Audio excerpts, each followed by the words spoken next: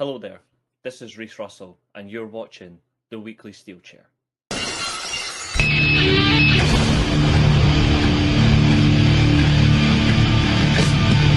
my life in the box in front of me. Taking talk in my arms is the soul of me. You walk by, ask to see me laying face down.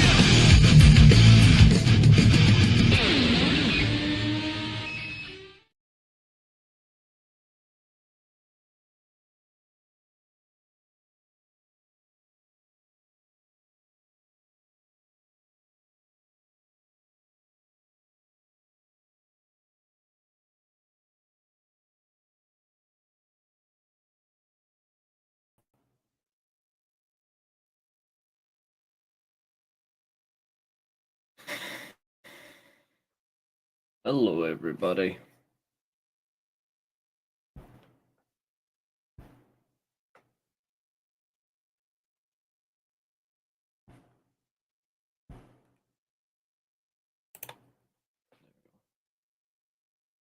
What's up, James? Just seen that yous are about to sign Tyler Dibbling. Fair play. Considering Hangman ain't going anywhere, Catherine, I think you need to relax.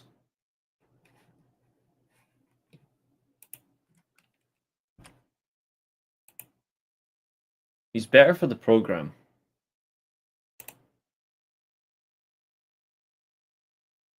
Hell no. I'm not having that. Come on.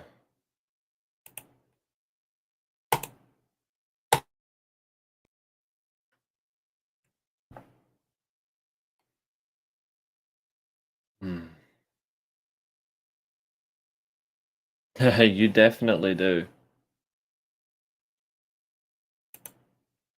That I agree on. You definitely need a right winger.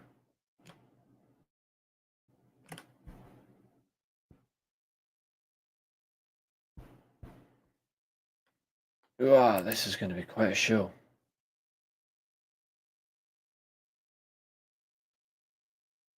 Something tells me it's going to be a very interesting one. Maybe not the best.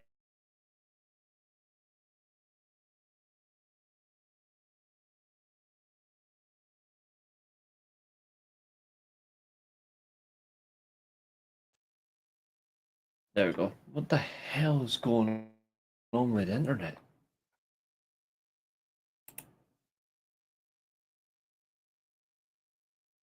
What's going on? I'm definitely glitching, I can see it.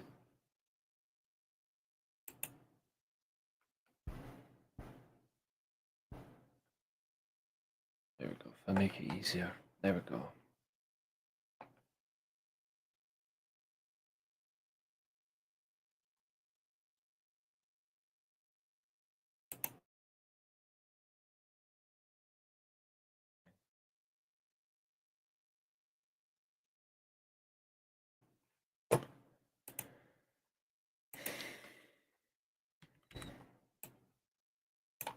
It's going to be one of those days.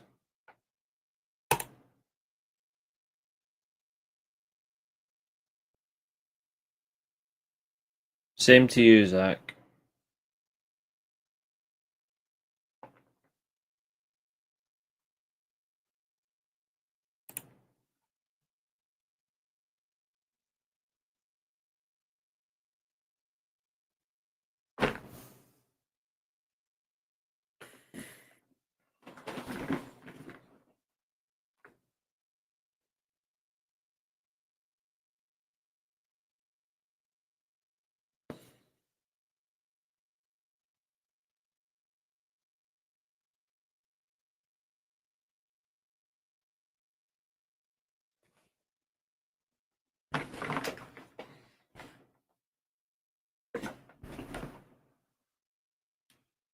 Why would I need a gun? This ain't the Cash Wheeler show.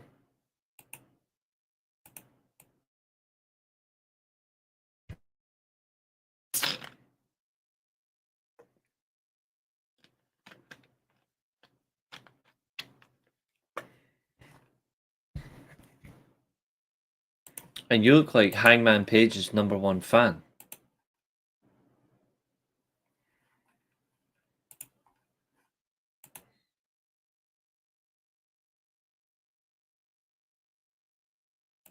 The internet connections are so bad here. What the fuck, man?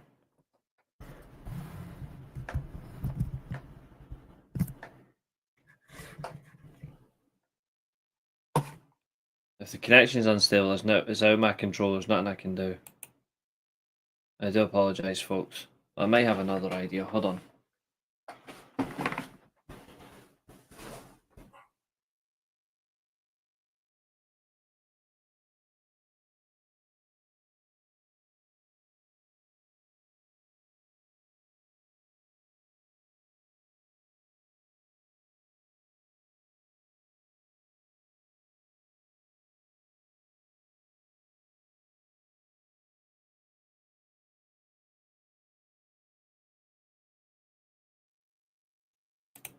That might work.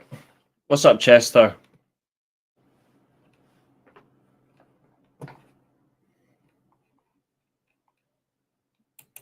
See how that does.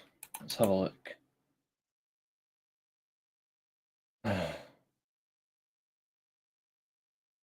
Could be a lot worse. Fucking.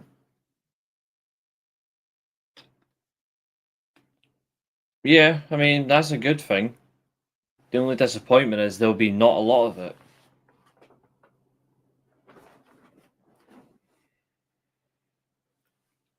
There won't be a lot of it. And I'll tell you one thing. It was the same problem on Wednesday.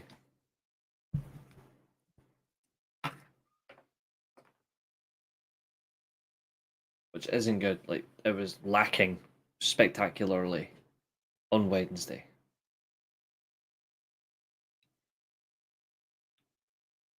So if you want a criticism for AEW, there's one. Like, if you're purely, you like your merch, I'll tell you now, it was terrible. Yeah, the prediction show's tomorrow. Prediction shows tomorrow, and then watch along on Sunday. Wait, I'm gonna do the watch along after my driving lesson, so that'll be fun. Yeah, so much going on tonight. SmackDown. Yeah, I'm not even watching it.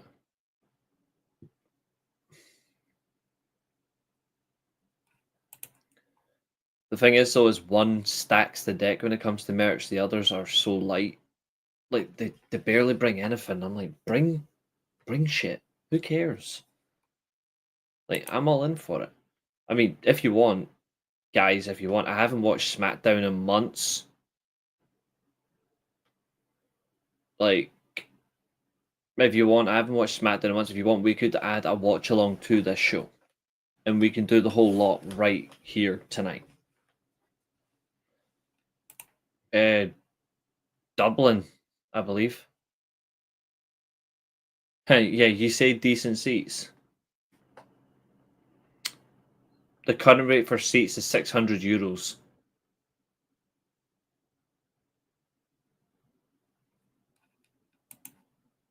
€600.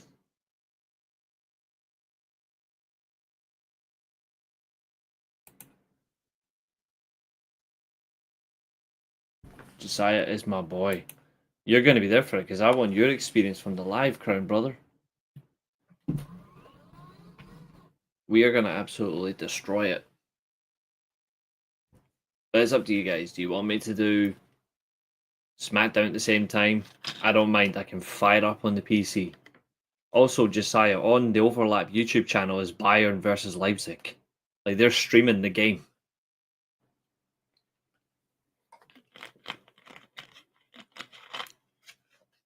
But, with all due respect, yes, you may not get the top merch at shows anymore, but you should still be brought some good stuff. And I'll tell you another thing as well that I need to have a criticism about AEW for. They're still bringing their title at £850. Come on.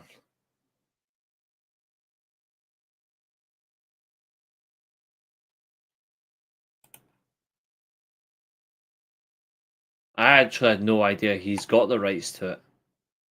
That's the first I've heard of this.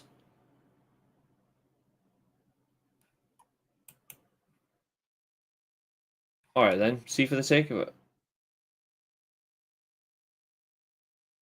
Let's see then.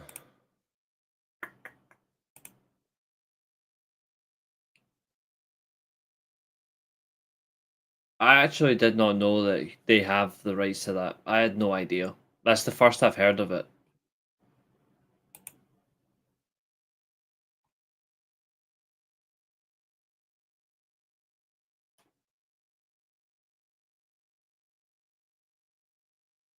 He's just a wanker. Doesn't matter who he supports. I honestly don't care anymore. People are obsessed with him. I give him no energy.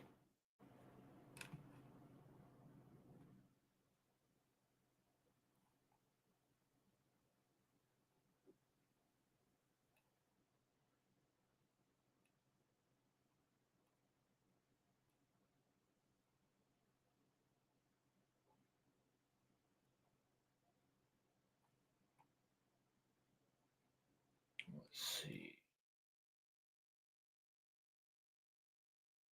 Yeah. I was gonna say Marty Jannetty, because please don't compare Callum to Bret Hart. Bret Hart at least has hair. Callum's dope though.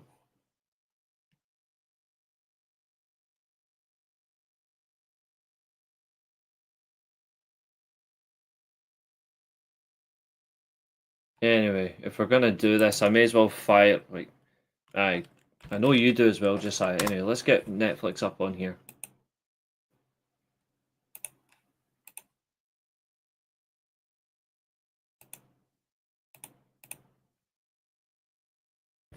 Can't believe I'm actually doing this. I refuse to watch SmackDown. Now I'm doing this for your viewing pleasure. I'm such a nice person. You lot owe me. You all owe me 100 subscribers by the end of the year. I'm kidding. I'm kidding. I'll gladly do this. I can hate on SmackDown for nothing. It'll cost me nothing, and I'll laugh about it. Plus, it's only 2 hours. What could badly go wrong?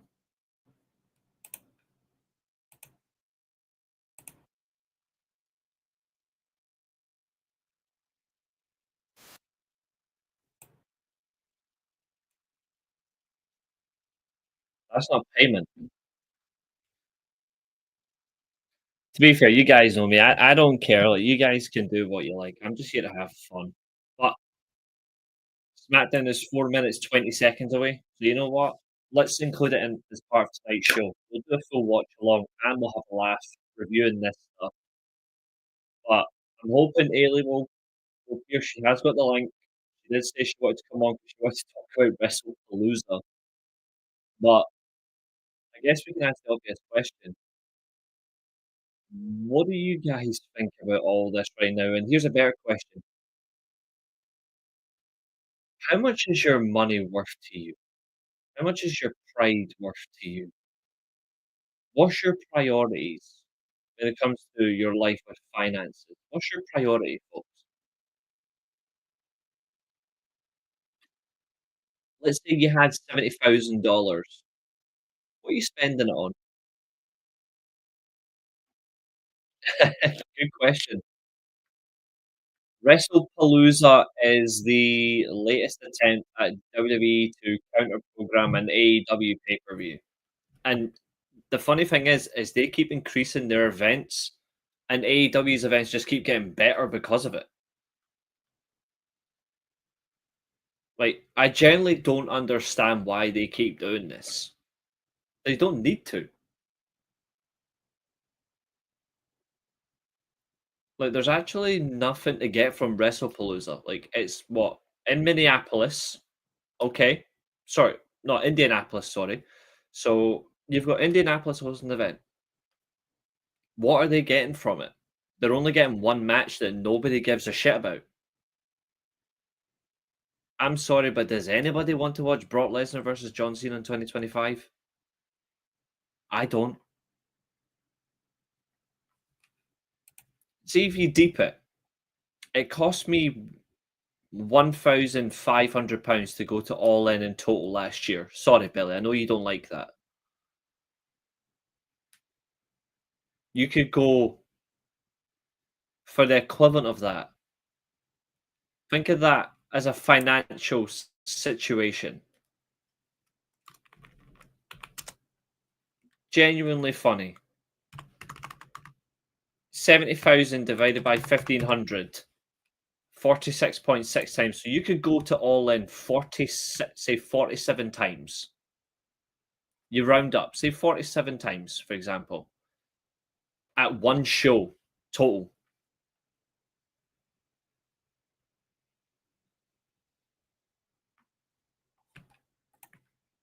Altogether, 1,500. Ticket, accommodation, travel, the lot. Cost me 1,500 quid, pretty much.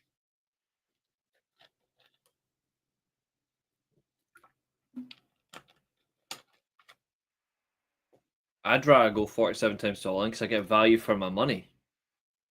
But the point is, there's scary priorities here. The fact that there is someone who is going to spend $70,000 to go to WrestleMania next year.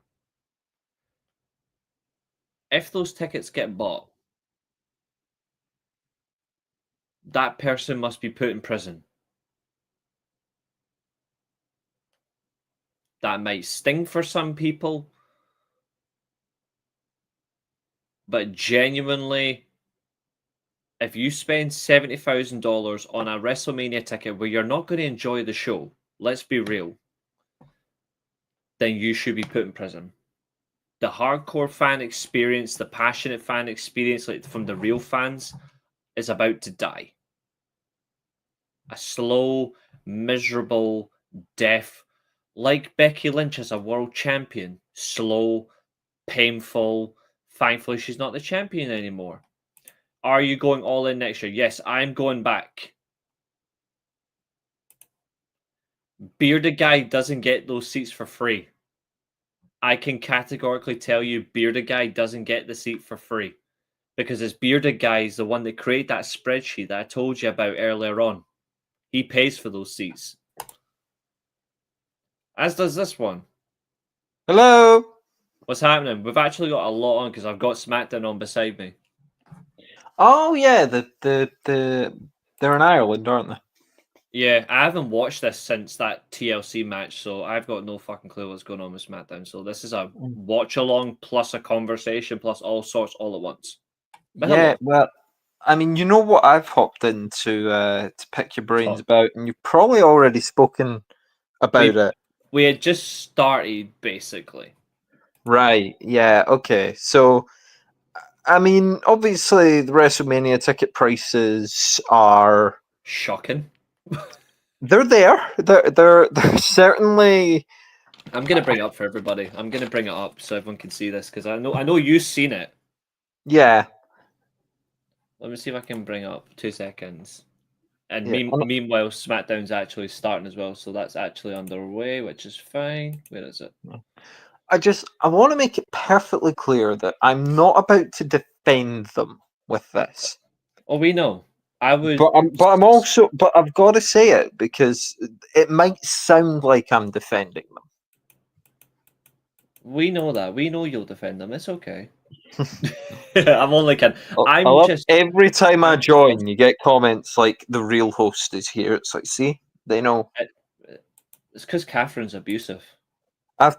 In a very ironic sense, I have become the Brock Lesnar of this channel. Even though I'm the one that got us over 400 subscribers, but nobody gives me the respect I deserve. The top draw the top draw that's never here. I just deserve more respect. You guys don't give it to me.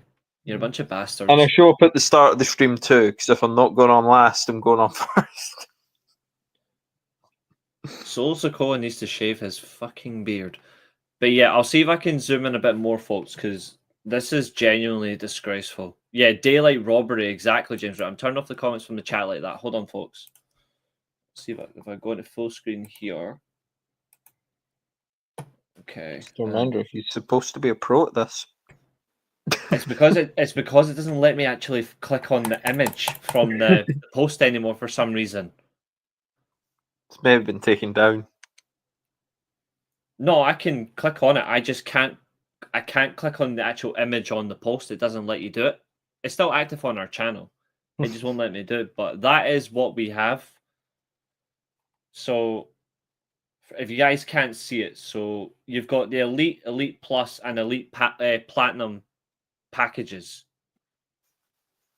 That's what it's called. They're just throwing more nonsense words in front of things to make it sound like you get more. Oh no, it is horrible. Yeah, I think this is a problem. Remember when I said I was going to sound like I was defending it? This is a problem, like, entertainment wide. I don't just mean sports wide, but I mean like entertainment wide. Yeah. We're probably in a situation, not to get too political, but we're probably in a situation where people are generally poorer now than they were, you know, Oh, yeah. prior to that thing in 2020. I think just generally, I'm not talking about like having less money. I just mean like in terms of the prices of everything have gone up. And they've gone up more than the, again. I know you don't come here for an economics or a, you know, a social issues class, but basically we've seen it across all of entertainment. I mean, look at the price of basically anything that Yeah. is. So, I mean, an example that I tried to sort was an ACDC ticket. That was my cousin and my uncle were there, and I was going past it last night, getting home. Gee, the trains were crazy. Yeah, but like, so the ACDC tickets for like the cheapest level, at least when we, so when I got to the front of the queue and it was like, hey, browse tickets, the cheapest ticket was 200 quid. And I get that ACDC are like a huge band. The But I band. also think that, like, when you think about going to see a show, and I know that it's not the artist that sets the price, Yeah. the difference there is that WWE do set the price. Like, And people decide still, that. They're their own bosses. and this is the thing that people need to remember, and this is really annoying. Everyone's going to automatically go and blame TKO, but yeah, TKO may be the company, but it's WWE, as you correctly stated. They set their prices. Yeah, so like if so ACDC came to UK do shows, it's not ACDC that set those ticket prices. That's true as Because well. That is true as so well. I mean, if I can get the way round on this, the Yeah. venue have to pay the act that they get. Massively. And therefore it's the venue that charge the price because they've still got to make their money, because the rest of the band's money comes from merch, comes from, you know, streaming and stuff as well. But it's the venue that pays. Again, I sound like I'm on the inside of an industry here. It's just this is how I understand it to work. No, you're absolutely WWE, however, are their own industry. yes. Like, the venues are paying to have them. I'm telling you now, even if the stadium has paid in the billions and billions of the Rock's dollars to get WrestleMania, they do not. There is absolutely no chance at all that they can charge $70,000 for any form of ticket. I don't care if they sort your hotel. I don't care if they've sorted all your food. I don't care if your flight's included, and I don't care if you get to meet the entire roster. There is Yeah. nothing they could do on that show that makes any ticket worth $70,000. As I'm seeing in comments here, like, it's a down payment on a house. It's I actually did a calculation before you came in. I don't know if you heard it, but I actually did a calculation. Right? My entire ticket, travel, hotel accommodation for I went to All In last year cost me about 1,500 quid in total. If you divide that from 70,000, you can do the whole experience, the same one I did 46 times to All In, like the equivalent of that ticket price. Like that's how. I'm not saying you should just do it, but I'm using a relative comparative experience. it's still insane. I don't know how you can justify 70,000. I mean, I even mean, from a top perspective of, if you want to go, fine. But even still, to repeat the event as well, all you're chasing is the word record gate. You're not chasing. You're not chasing improvement. For me, it seems like an expensive progression, and I think it's a big risk, in my opinion. I think it's a very deadly risk. I'm trying to do maths here. Is it 350 times the Clash ticket price? By a landslide, yeah. Mine was I, £250. I think it's 350 times, possibly. I don't know. Maybe when I do like 35 times in my head, I think that only takes you to £7,000. So to get 70 grand, you got times it by 350. So for the 200, price of 200. 300, So I spent £250 to go to Clash, for example. If I you think times I was slightly cheap. I think it was 230. if you times 250 by 350, it's 87,500. Yeah. So you are So, looking at about 300 times it then. so if you say you do your 230 times So 350, just do 70,000 divided by the price that we paid, and you get the yeah, exact number. that's what I'm doing. So your 230, 304.34. Okay, I'll take that. I didn't take And into account all the extra and 50s, but yeah. and mine, for example, if I just do the 250, behave. It just wants to misbehave at the minute. 250 for me. Mine's trying to say 200. For me, it's 280 Yeah. altogether, and you're 304. That's Yeah, still so ridiculous. basically, you could sit 300 people in the stadium That's in correct. Cardiff for Yeah, the price of that one ticket. So let's get on to what it actually means. But first, I want to acknowledge, Catherine, I'm not ignoring you. I realise that. What cities have been bidding? Yeah. I mean, the bids are ridiculous. I mean, we know that the bids are ridiculous because where's the Royal Rumble next year? in the one place I won't be watching. I'm holding to that. I'm still standing by that. I'm not changing my mind. It's crazy to me, and I messaged you this. Like, I wouldn't be surprised if the Rumble does well It's in the new home. Saudi next year. They're gonna keep it there, Yeah. and they'll at I would- least keep it I- there till like 2030, and then they can sell a huge homecoming to Vegas, probably. Yeah. Because if you think about it, Saudi to Vegas, it is just a cash. It's just a cash generator. Not the best form, but even like just look at some of this stuff. Like the Elite Platinum gets every single thing here. Obviously, the Elite Plus, you don't get you don't get like the social predictions and tagging. You don't get the 50-minute group meetings, the legend stuff, the announcer walkouts. Like, see some of this stuff. Like, you got a replica belt as a gift if you're an Elite Platinum. I'm sorry, but even for that, it's still not justifiable. Well, it's just I've never been to see like a band in a stadium. I've seen them in arenas, and I've seen them in like their small, like actual like concert venues sort of thing. Yeah, of course. But the atmosphere you get at like, we're talking like, so let's go like mid-sized and small. So, like one of my favorite bands, Twin Atlantic, they played a bar in Dunfermline, All and right. Yeah. there were maybe 300 people there, maybe. Yeah. That place was bouncing. Yeah. The tickets were 33 quid each. That's all right. Amazing night. Get to see the band. Incredible, right? And even if you go to like the mid-level, when I went to see Bring Me the Horizon at Quality band. the Top at the tier. Hydro, yeah, for me they're the best band in the world right now. That's certainly my number one pick. But I mean, what, those tickets were like 70 quid each? I mean, I got mine as either a birthday or a Christmas present. Can't remember Yeah. which, but it was definitely a gift. But it was like, so what? The Hydro holds like 10,000. That place was packed, and it was insane. But I get the feeling, and to bring it back round to WWE, these stadium shows, particularly the ones in Vegas, are just diabolical for fans. Like, and they're soulless. yeah, because you lose. So who's going to pay that $70,000 ticket?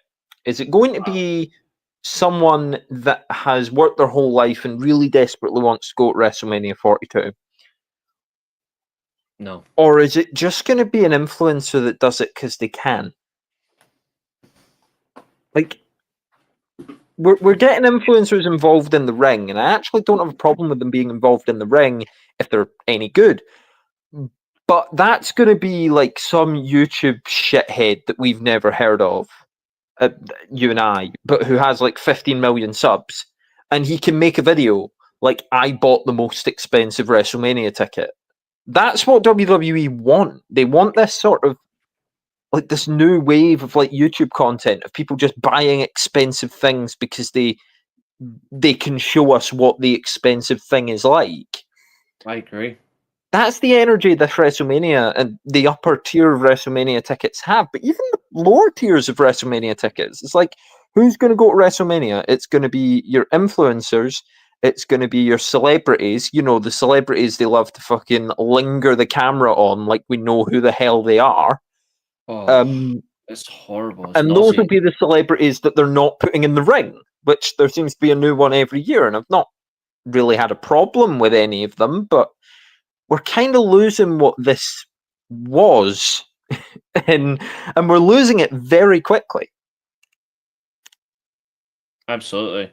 For the record, Becky Lynch apparently seems to be getting destroyed in Dublin by Stratton and now Nia Jax. So that's nauseating. But I don't disagree with you. I think when you look at another thing as well that's a major concern is value for money. If you spend $70,000 on this show, for example, even if you're dumb enough to pay for the third tier, the $35,000 package, you're still getting nothing anyway. Like, yeah, you might get the memory of paying for WrestleMania, but that's $30,000 that you could have spent on something much more tangible that's yours. All you're getting is a ticket for 2 nights. Okay, so how many sidemen are there? I think about, and again, this is no hate on them because I mean, come on, That's the KSI shit, isn't it? Yeah, so let's say there's like, if you talk about like extended group, let's say there's 10.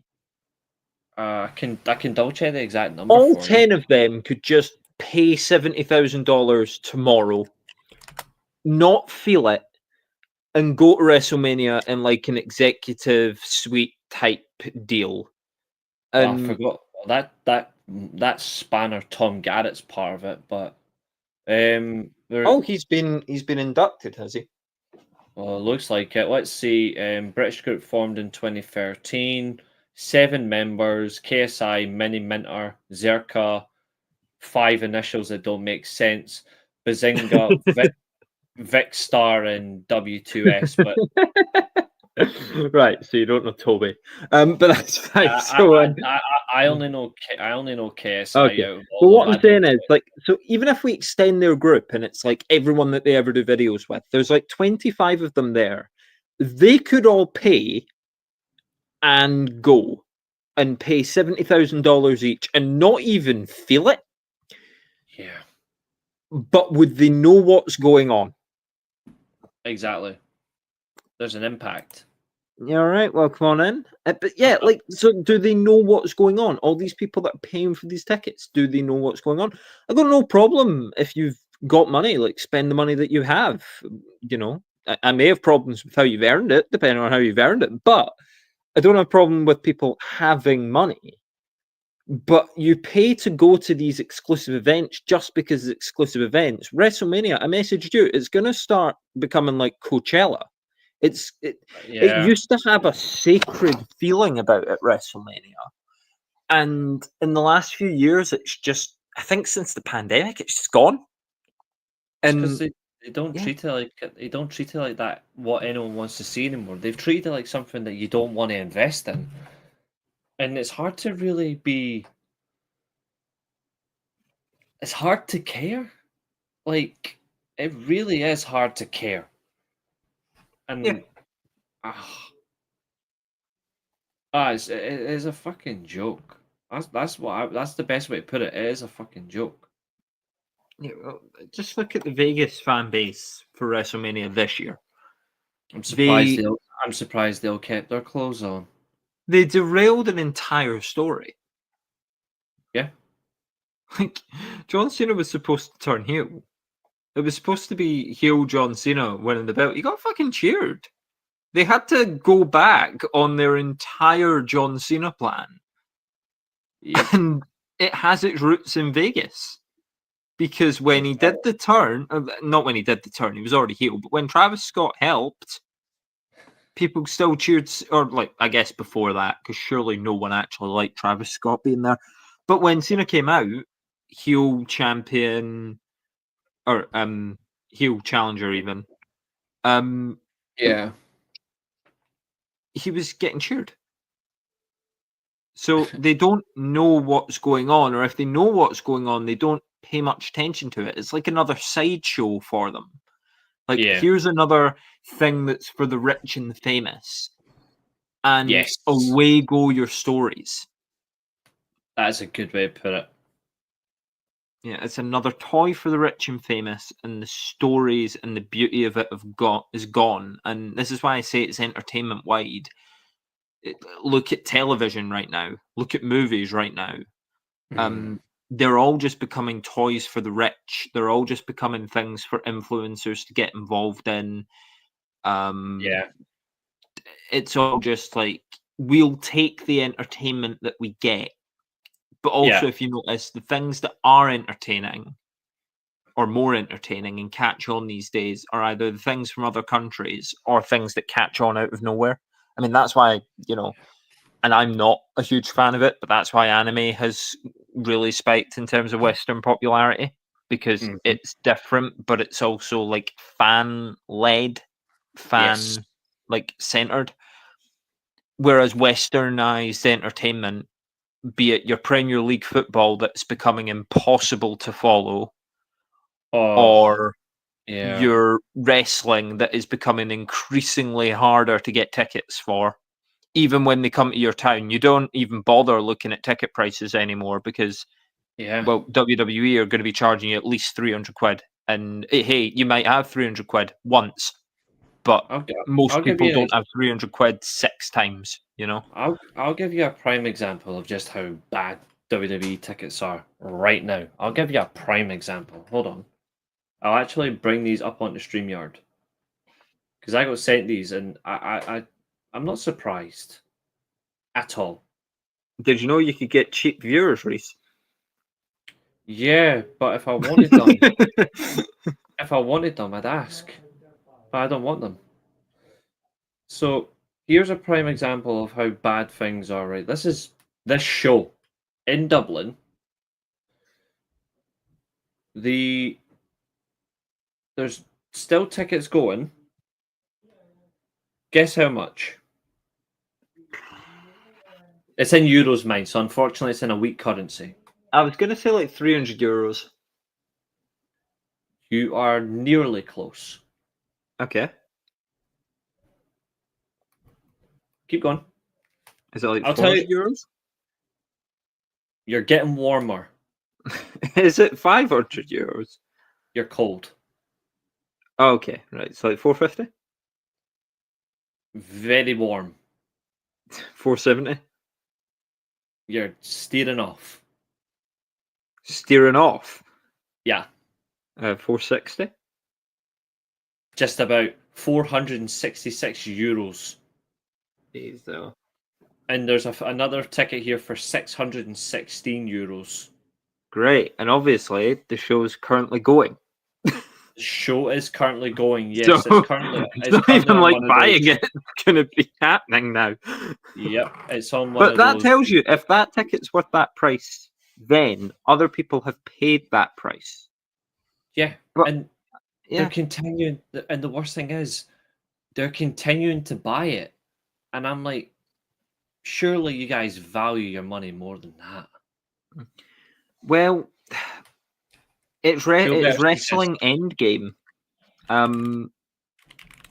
Because WWE have no one, and I've said this before, and it's almost sounded like gleeful before. Oh, sorry to hear that, Chester. Yeah, but it's almost sounded gleeful before when I've said WWE are the shark in a pond full of fish. Like they're not in a sea because wrestling's not a sea anymore. Wrestling is now a lake, but it's a lake with a shark in it. Now, think about the size of most lakes. Think about a shark. Wrestling's kind of on its back legs here. Not in terms of like stopping being a thing because WWE print money with it, but and you know, blame lies at several people's doors here. But if you look at WWE's fault, before I do my favorite thing and start bashing the other guy, let's look at WWE's fault here. They want to rule the wrestling world and be the only option, but they just want to rule like the entertainment world. Like if you offered WWE the chance to like do all the thing, I mean, you can see from the movies that they're starting to do again, or the involvements in movies they're starting to do. If they could have their own Netflix, they would, and they would just do everything. If they could have their own like Prime Video, they would. If they could run their own Amazon and sell everyone everything, the TKO group would. Probably. It's not even, and you've got to look at the past year of product, or more like from the Rumble, I would say, because past year includes some good stuff from the tail end of last year. 2025 has been uninspired from the WWE. That's what I would call it. It's been uninspired. There's been some good stuff in there. I mean, I actually quite enjoyed SummerSlam, but it's been uninspired. It's been really like just weak. It's not really been worth watching. And they know they can do that because they are an entertainment capital with like this star and this celebrity and this influencer who all want to work with them. And they're the worldwide brand, and they can't really be touched. So they can take their foot off the gas, and we kind of become the peasants that are thankful for, you know, when the gruel that they've served us up has a little bit of salt in it. You know, we're thankful for the salt in it, but we're still accepting what, on the most part, is just a really bland and uninspiring product. And they aren't pushing themselves. How much are the tickets for the AEW shows? I got my ticket for my ticket to go to Dynamite the other night was like 50 quid. Like 50 What quid. do you mean MCMG are jobbing out to Miz and Mello? Is that really? They are getting mugged right now in the opening contest. Yeah, there's a double tag move from the Guns, but yeah, they are. They're just going to be made to lose to them. They're pathetic. Crowd cheering the Miz. That's because the Irish are really losing their siestas of fun times. The Irish are losing their sparkle by cheering for this absolute fraud. And well, also, it's the people that they've been seeing for a while.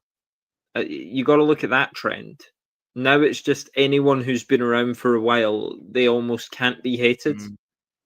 Why is that something that we've accepted happening? Yeah, I think Zodiac makes an interesting point. As a fan of the other guy, I'm glad it doesn't feel uninspired. Almost nothing is as bad as watching something you care about be uninspired. It's a very good point. It's an excellent point. For all of the many flaws the other guy has, he definitely cares.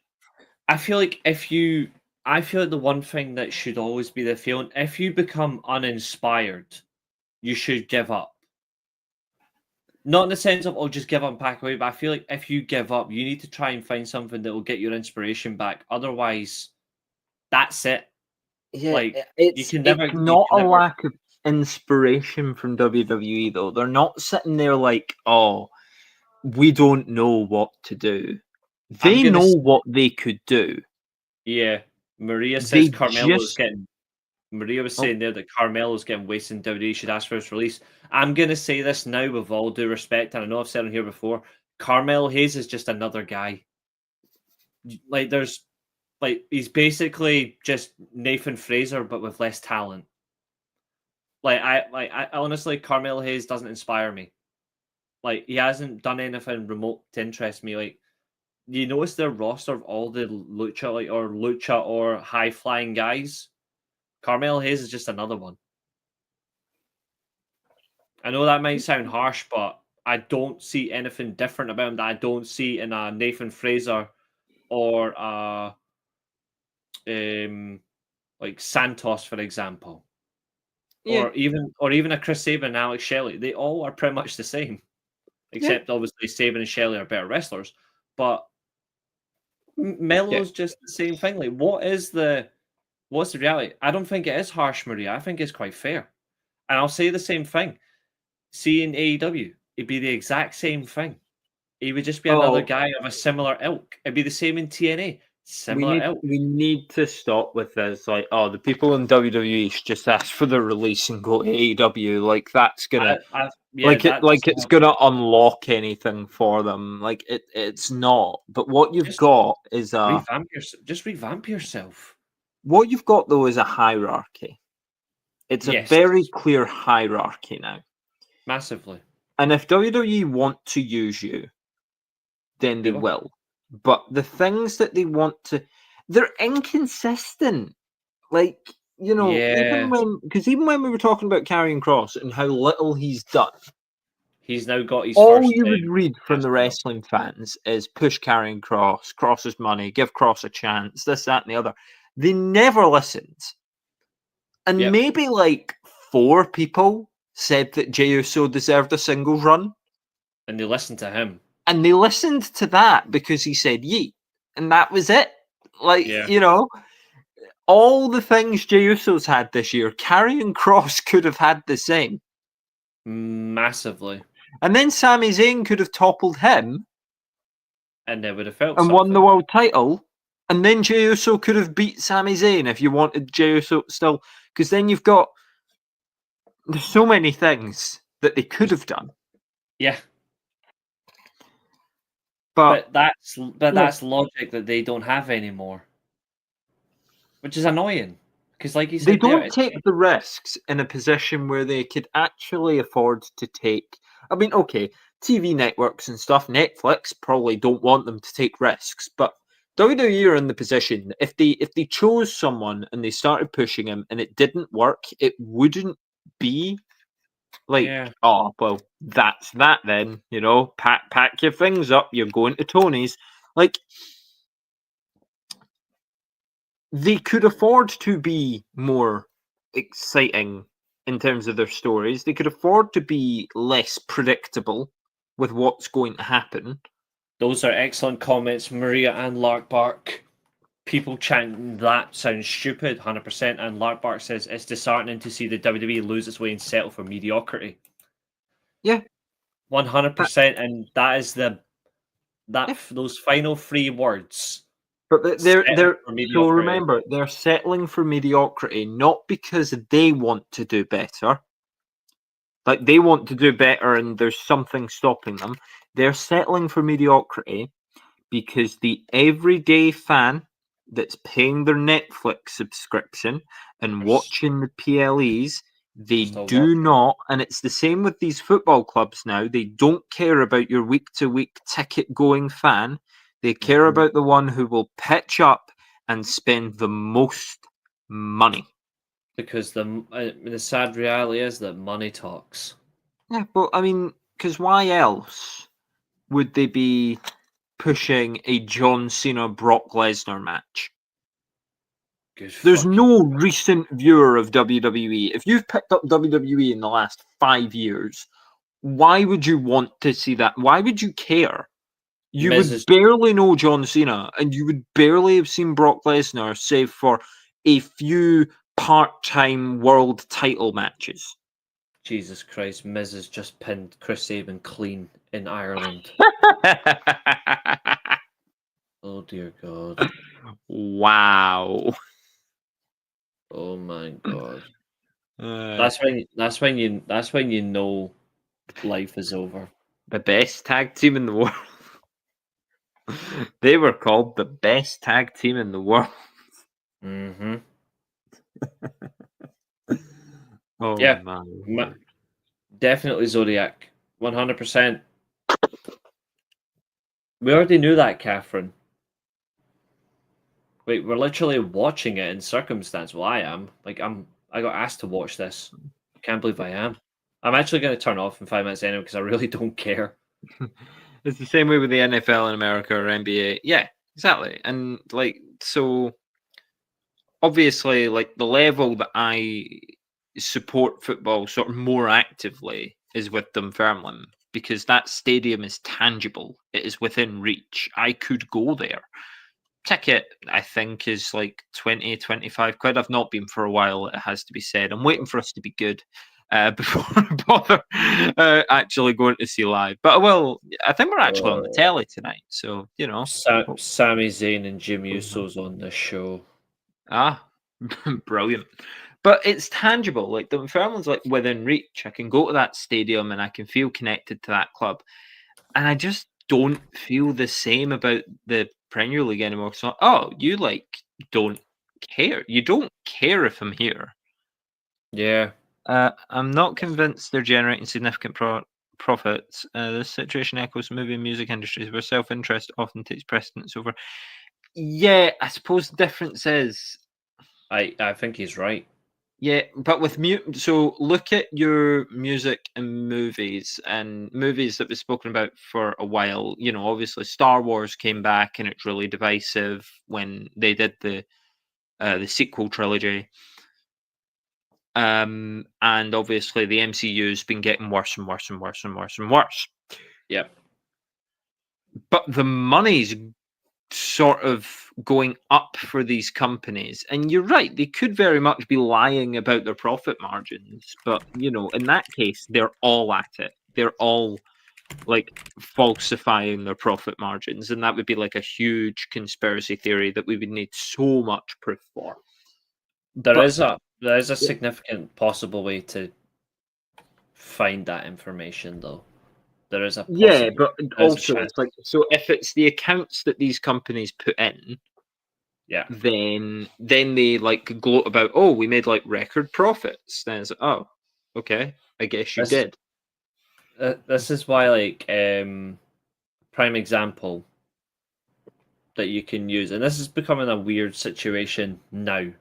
Again, it's a confusing situation, but and again, this one will make you laugh, but for me, obviously, it does cause me some concerns. The TNA situation. So people are so adamant that if TNA goes to a Wednesday night, they're going to absolutely wipe the floor with AEW, for example. This seems to be a recurring thing right now. And me personally, I don't want it anyway. I actually like the fact they're on a Thursday night. It gives that variety to watch.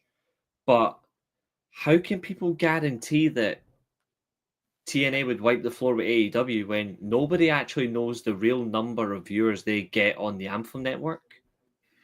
It's easy to get the source information for the TNA Plus app and the YouTube stuff, but Anthem's own network, it's never been disclosed, and they own the network. So how are we supposed to get that information? Whereas you can get an AEW weekly rating, you can get the same for WWE, but you can't seem to get the information from Anthem unless they disclose it, and they won't.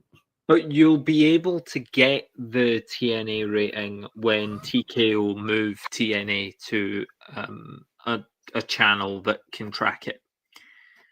And I think what you're going to see with I think it's asking for TNA trouble. moving to Wednesday, you're going to see just how much trouble wrestling is in. I think it's a bad. I think it's for me. It's obviously for anyone who has an issue with this word. I don't mean it in a harsh way, but for me, the decision is suicidal. I Like, don't think it's no. suicide. I think TNA will actually be fine coming out of it because I don't backed know. by TKO, shook hands with the devil, sort of thing.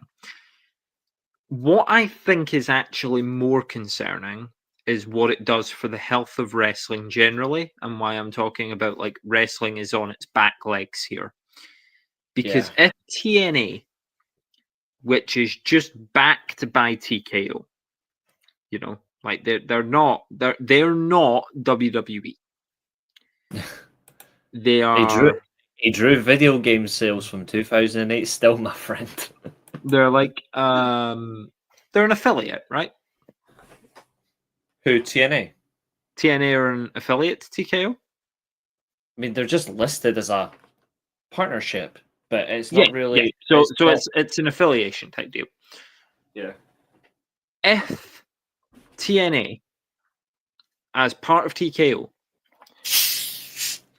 can drive enough people away from AEW by being on and by using this link that they have, Mm.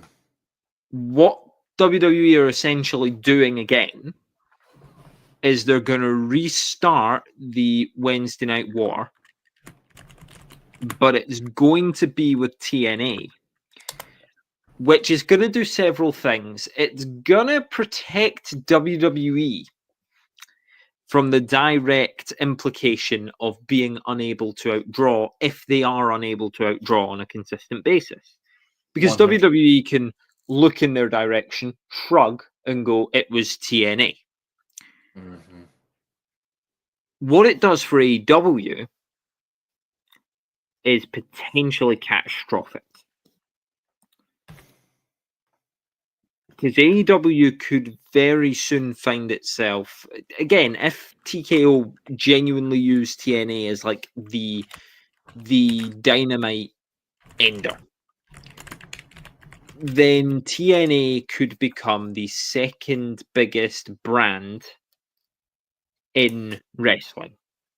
If they overtake AEW, then what you've suddenly got is like if the Champions League final was Manchester City versus Girona.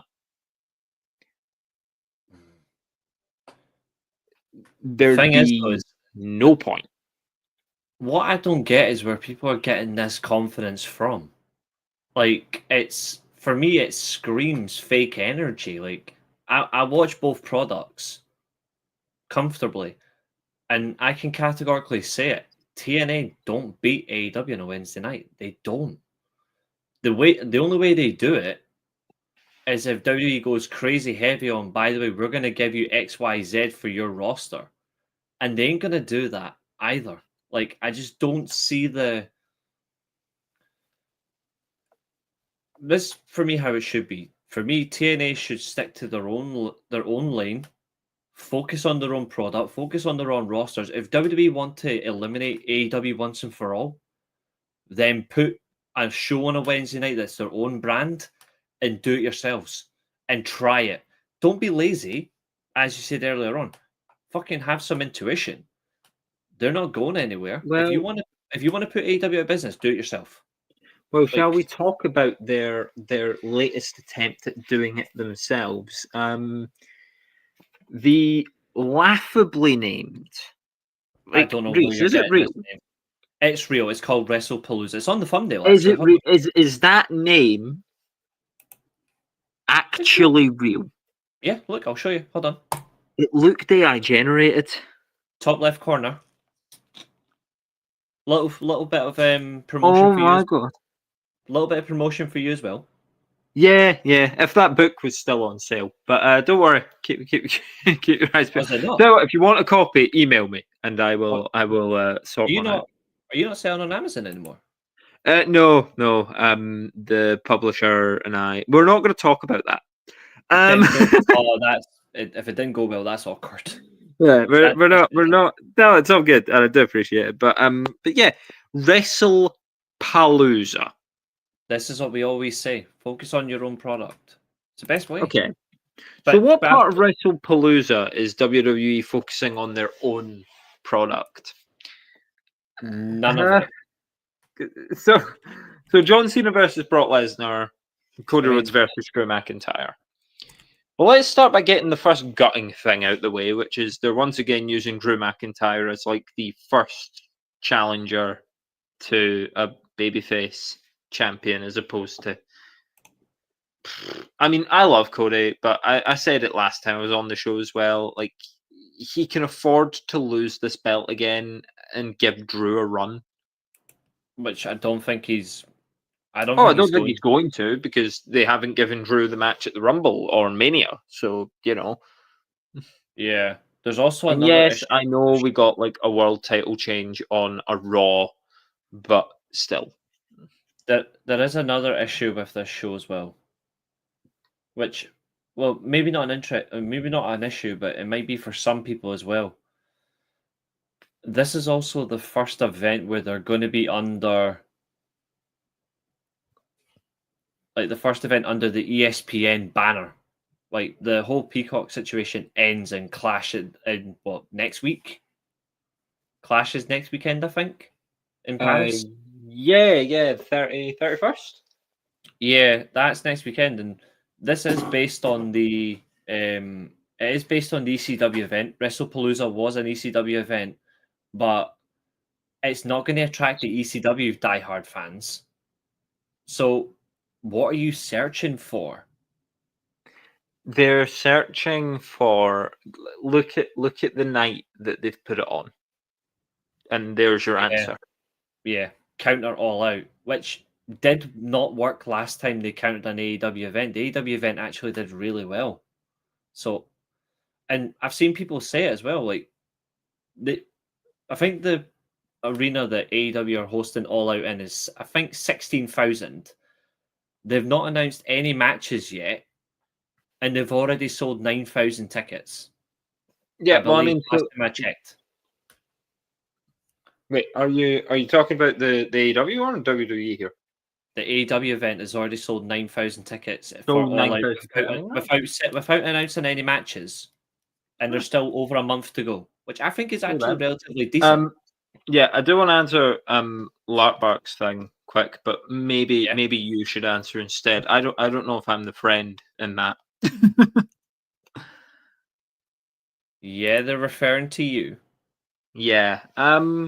I do some very different stuff to wrestling. Let me put it that way. I do Pokemon based makeup content. New video basically every day. Including if you want to go back and look at my WrestleMania looks, I was tying them into to wrestlers. So we had a Roman Reigns look, we had a Tiffany Stratton look, we had a John Cena look. I've recently done a CM Punk and a Rhea Ripley look. So I like crossing different things over. But yeah, in addition to just coming on here and ranting, yeah, I do that stuff. So that's certainly fun. But yeah, no, I would appreciate anyone going over and checking it out. Apologies for the Arsenal shirt in the background, folks. But this is always content. Oh, that's in a lot of videos now that I've finally got it up on a wall. But you know, there could potentially be like the return of FC Career Mode content and stuff soon. Just nice. That got stale pretty quickly when I was winning all the time. So what she does, Glenn, is she takes Pokemon characters from a random generator that's generated on a daily basis, and she does her own makeup of the actual Pokemon character. That's what she does. Yeah. It's really good stuff.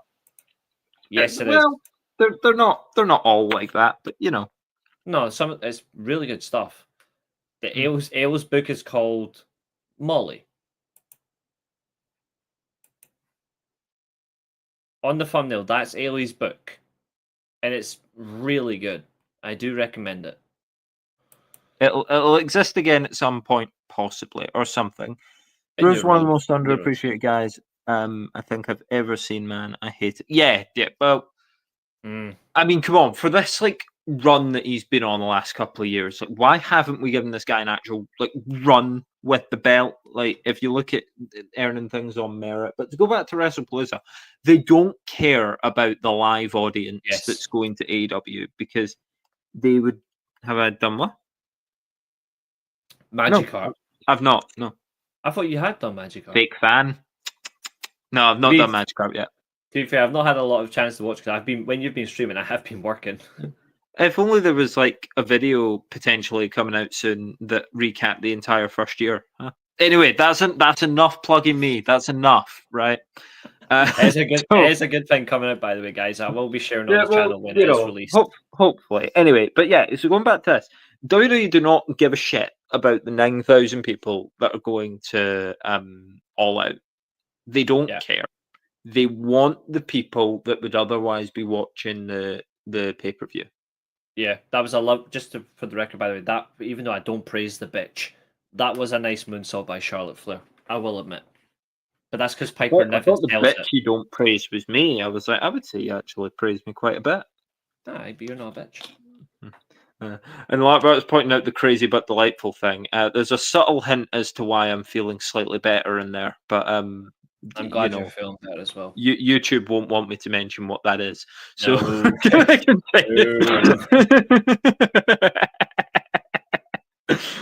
Oh, Chelsea Green, you're yes. It's fine. It's obviously just cola bottles. Cola bottles, duh.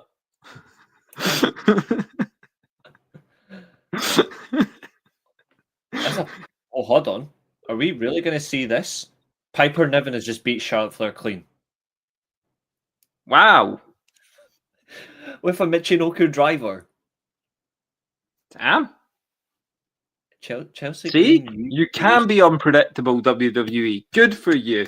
But yeah, they wanna take the pay-per-view buys because they want to put something on that people can access easier, access cheaper, that has bigger stars on it. And of course, they're going to run Saturday night's main event opposite the other one, World's End.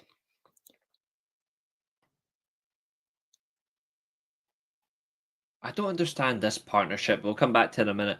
Glenn, yeah, Reece does prefer. I just prefer Pepsi Max, but wasn't expecting that yet. I'm just gonna say I don't understand Kiana James with Julia. I don't understand that, but yeah, you're right. Like in terms of like, they'll gladly put whoever they can on the show by any means to try and get a reaction, and people will go, "Oh, they've did ratings this, ratings that," but it's not going to put people off. They're still going. They're still watching. If you want to kill them off, you have to really go all crazy on your creative, but they don't do it anymore. So what's the point?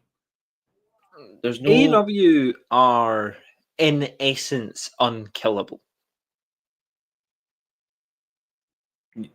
And they're just the funny thing is though is they're doing their own thing, carrying on. They're not paying attention to what else is going around out there. Josiah, SmackDown is that bad that Logan Paul's about to show up. But again, I've been talking. He's an influencer, you know.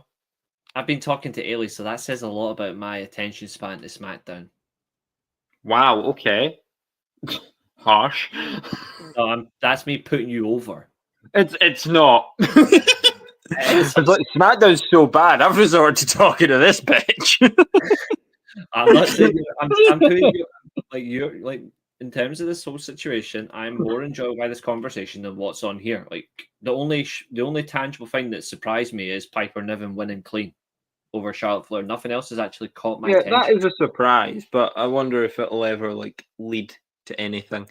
No, but it won't. Yeah, that main event could be interesting. Saturday night's main event opposite World's End. That could be interesting because that is people who will be asked to choose free wrestling over paid wrestling.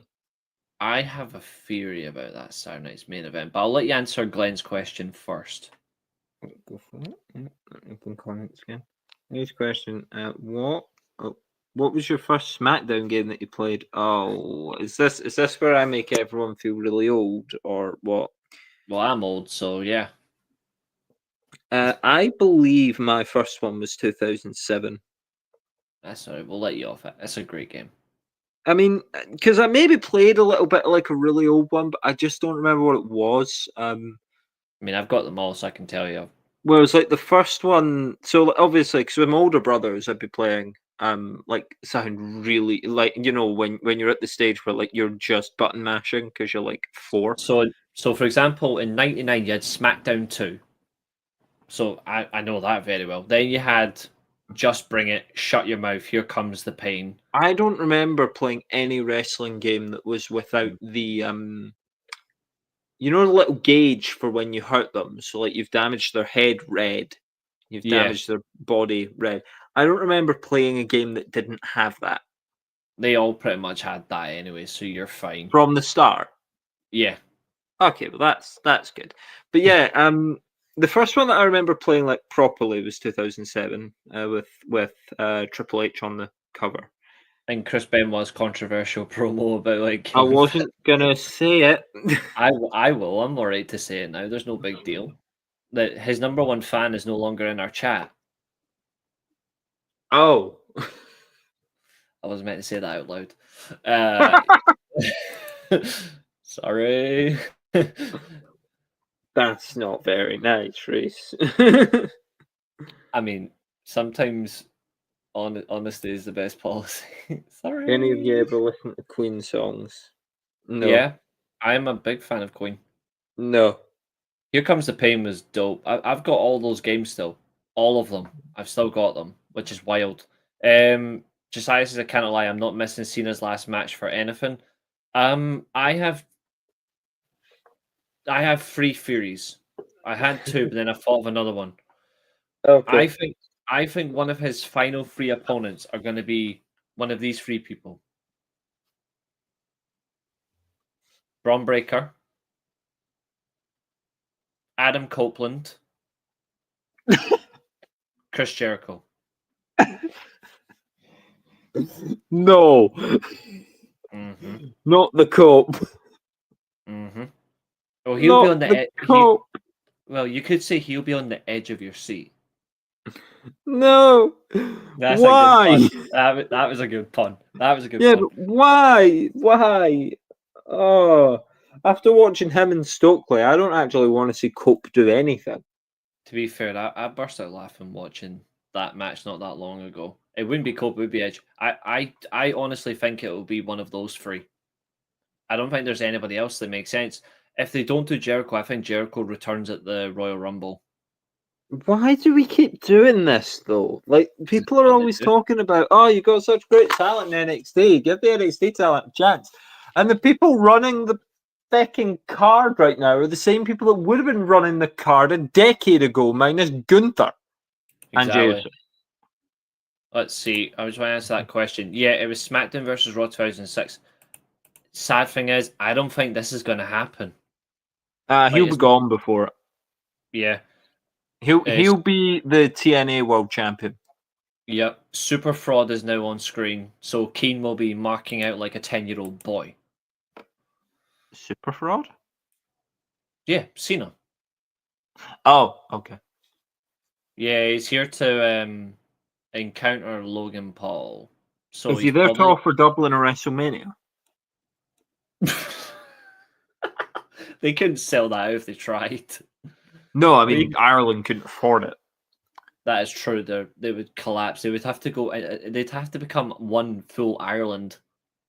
That might happen, but I mean, like the UK probably can't afford Mania now.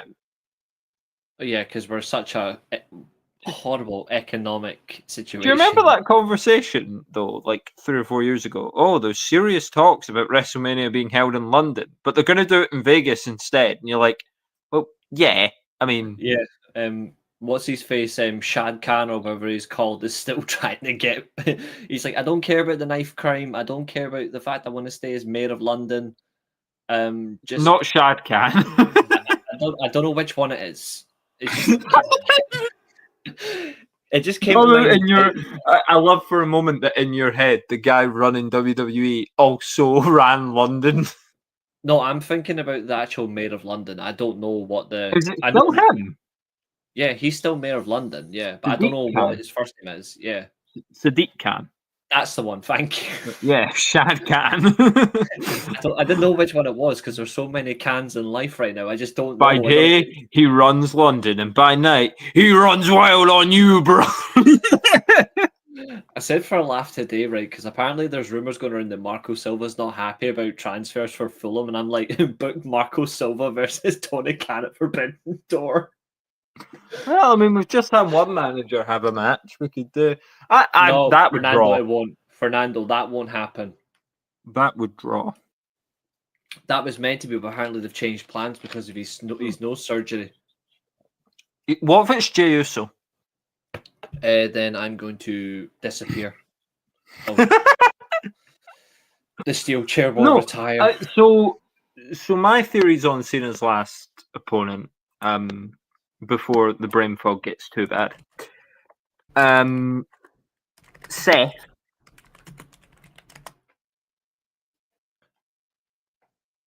Yeah, fair. He's Roman. doing. Oh, but you just hate me. You just hate me. That's why you've said it. It's going to be Seth, Roman, or Dean, and I can't tell which one. I don't think it will be Moxley. As much as I would like that turn back, I don't think it's going to happen. Seth Rollins, what's there left to do apart from break Cena's nose from the other side? It'll just be like he didn't get Cena any word. lost his way, and he'll redeem himself against someone. I don't think he'll beat Brock, but he'll like redeem himself, and he'll be like, and I'm gonna, I don't want my last title win to be that. I want to do it for me. I want to get the 17th that I'm actually going to count. So he'll say something like, that 17th didn't count, and I'm coming for yours, and I'm going to retire as champion, and I will take that belt home, and then I'll return it the following day, like that sort of babyface shit. And then he'll just like get... Yeah. He might win that, maybe not. I mean, What's up, if he fights Roman Reigns, it'll be the third time? No Mercy, SummerSlam, yeah. Singles matches. Third time is a singles match on a pay-per-view, obviously. Yeah. For the record, and just for yourself as information, Cena didn't get a single word. He came out straight away, Logan Paul. Nice. He came out straight away before he could even talk. Someone's asking me how's Brock Lesnar's return. It was that's Abu with his new gimmick. Oh. You've not seen this yet, have you? I haven't. Oh well, That's you need some to see name. this. Right. Okay. He's sponsored by Blue Chew. Looks kind of like Rusev. It's Kane before it was Kane 04 before he was when he was stalking Lita after she went with Edge. Okay, why does he look like Rusev? Also, what's Rusev been doing? Also, what is a Rusev? Rusev is just having matches with Burger. Sorry, it's supposed to be Banger. I meant Burger. He's having constant matches with Sheamus, which is basically the Bar. It's Cesaro. Thing. Yeah, it's the same. It's the exact same thing. They're just having those matches. They're going to end up like a tag team, and who the fuck cares about Sheamus? Why wouldn't you care about Sheamus? Because he's washed. No slander on Sheamus, right? I think it was about 10 days ago. There was a video uploaded by that Away Days channel of Sheamus trying on like Sheamus going through like classic football shirts. That was really interesting. I've got nothing like that, but I'm talking about as wrestling wise, he's washed. He's a lot better than some of the other ones we're getting. I will say this though, I do like the fact he is. See the other stuff he does, like his gym stuff, the football content, all that stuff is genuinely good. It's just his wrestling isn't. It's not there anymore. I think it's just because I don't think he's really as interested anymore as he once was. But just not a bad thing. No. Sheamus has had the best match that I've ever seen live. The Gunther match at Clash 3 years ago, I'm going to assume. Yeah, I thought you would say that. I think it's comfortably the best match I've seen like in person. It wasn't bad. I mean, it wasn't a chop fest, which is a relief. But it wasn't that bad. It was one of the better matches on that show, for sure. Yeah, no, it was the best match on that show. Sure. Anyway, I'm gonna vanish before I potentially get you cancelled again. But remember, it's just cola bottles. Duh. And other than that, I will. I will thank you very much for all of the cheap publicity. And remember, folks, if for some reason you ever want to see what happens when you cross makeup and Pokemon, jump on over at my channel. And as I say, Yeah. like career mode and stuff might be back soon. I honestly haven't actually been well enough to sit and play a game for long enough to record anything, so Yeah. that's fun too. Anyway, and I'm saving my energy for like work and doing this, and obviously keeping the makeup looks going and just trying to keep it Yeah. consistent enough. But enjoy or endure SmackDown, and remember, enjoy AEW while it lasts, because if WWE do manage to tear it down, let's just enjoy all the wrestling we can, in case it's all we've got. Before you go, have you done Bellsprout? I have not, but I am open to taking requests. Definitely do Bellsprout. I think it'd be cool. Just a wee reminder as well, if you're up for it, we are doing, even if you want to do it through the chat, we are doing the prediction show for Forbidden Door tomorrow. So we're doing that as well. Oh, that's in London, isn't it? Yeah, on Sunday. I'm doing a watch along for that, actually. It's this Sunday? Yeah, this Sunday, Oh yeah. my god. Okay. That's yeah. And then Raw's in Birmingham on Monday. Yeah, it's a Well UK then. fest. It's going to be a very early Raw on Monday. What, 6? I think that's what, 6, 7 o'clock or something. Yeah, well, it's all just warming up to Paris, where And you can at and least we'll you love can get a late takeout dinner and watch the wrestling with it, and that's really the silver lining I've got. Bank holiday Monday as well, so that's not a good idea. Not good idea. That's a decent idea. Canada loves Scotland. Well, we love Canada. Canada's cool. Tomorrow, 7 o'clock. Yeah, 7. And He then doesn't sound convinced. I'm making sure. Yeah, 7 o'clock tomorrow, and then Sunday, doing the watch along. We're not doing the fucking 0 hour bollocks.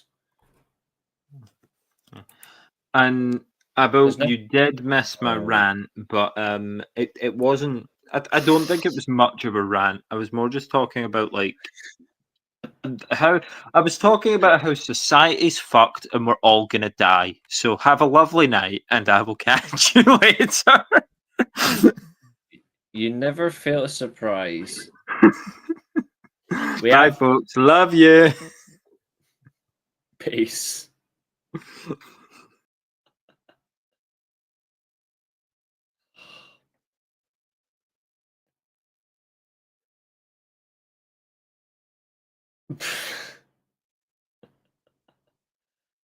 That's Ailey for you. I'm just listening to this shitty promo. One second.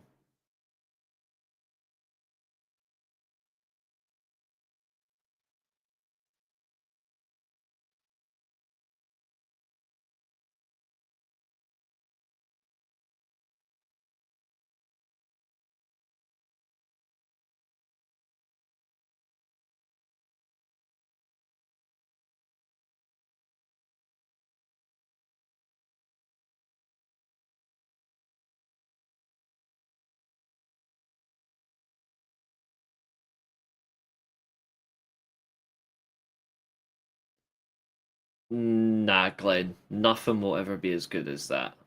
Lard Bark, that's certainly what we do. That is our best.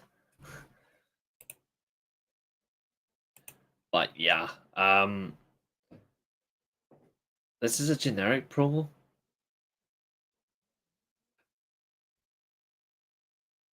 Oh god, no.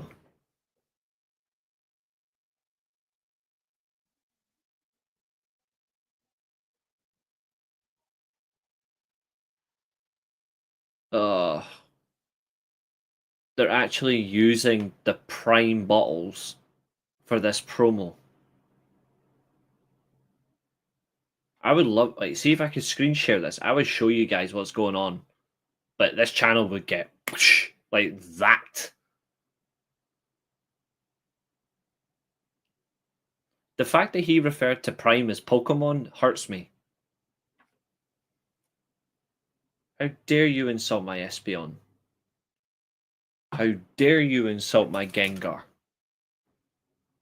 You fucking balding fuck.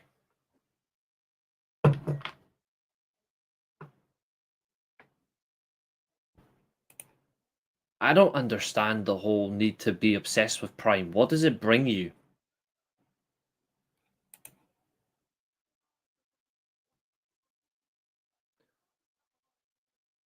Ooh, the pukester.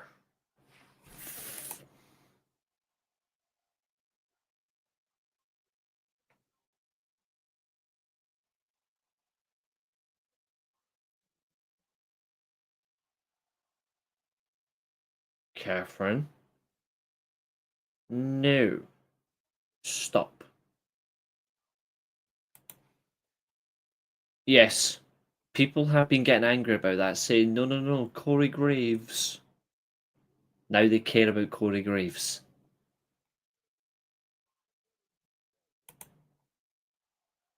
These fans are so fake.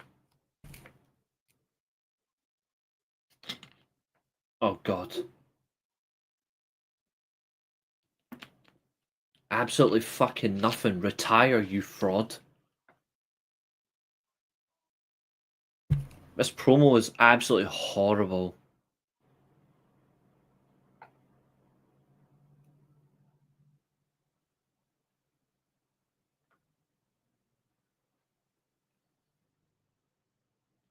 You know what this is doing.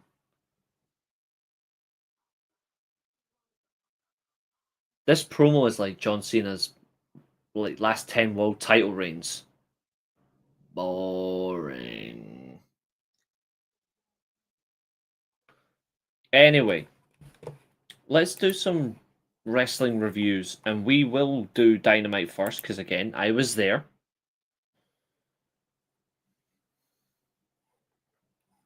We have a lot to get through, and also I might drop you just a little spoiler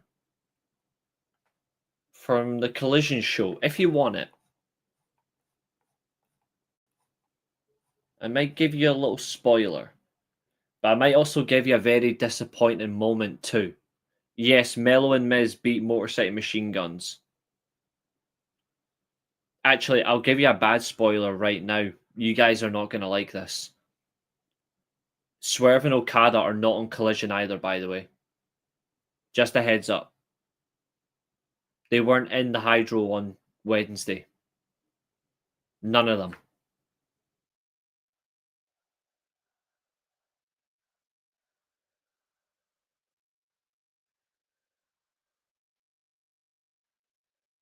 They're actually chanting AJ Styles right now.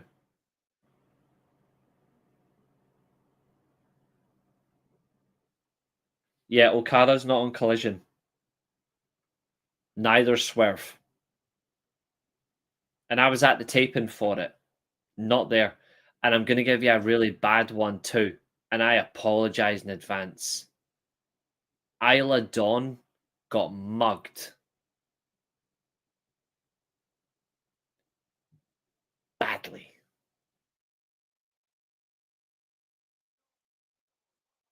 No, Catherine, they do need to be. No, don't play that defense. No, no, no, don't do that. No. They do need to be there.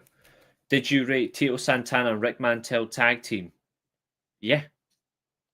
100%. Incredible tag team. What's up, Nippon? Isla Dawn got pinned clean by Megan Bayne on the Collision show.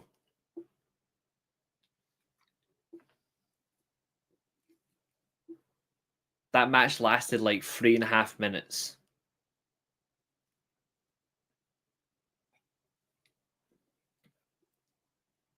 He's brought up the legal trouble for Logan Paul and got a whoa reaction. This is cheap nonsense.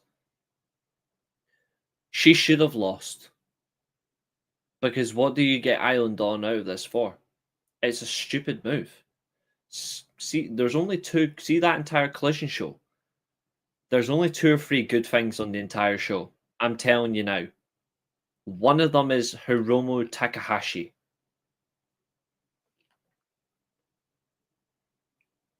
Yep, I know that. That's what they brought up. So is that Hawk Tour girl. She's in trouble with crypto as well.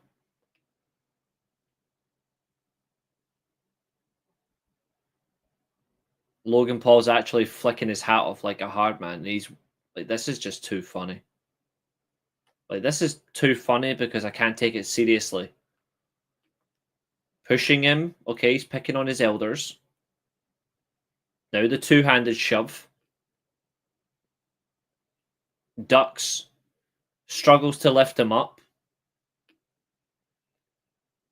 And he hits him with an attitude adjustment. So if you're a betting man, Logan Paul's going to win a Clash.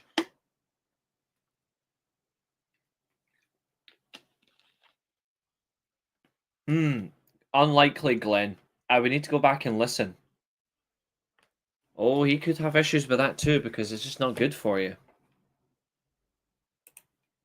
I haven't listened to it in quite a while, so I'd have to listen to it and then do it.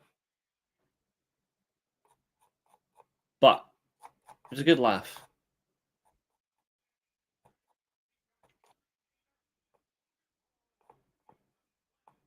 But let's make some real noise, and I'm going to tell you something as well. I will tell you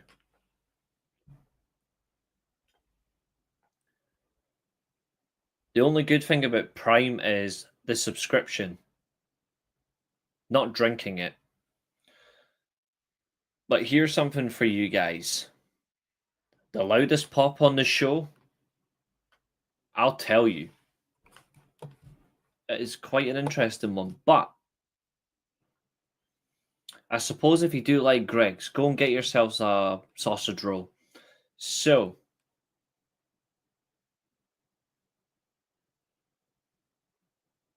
Jade Cargill talks about winning. Jade, what have you won in your entire career, mate, that has relevance?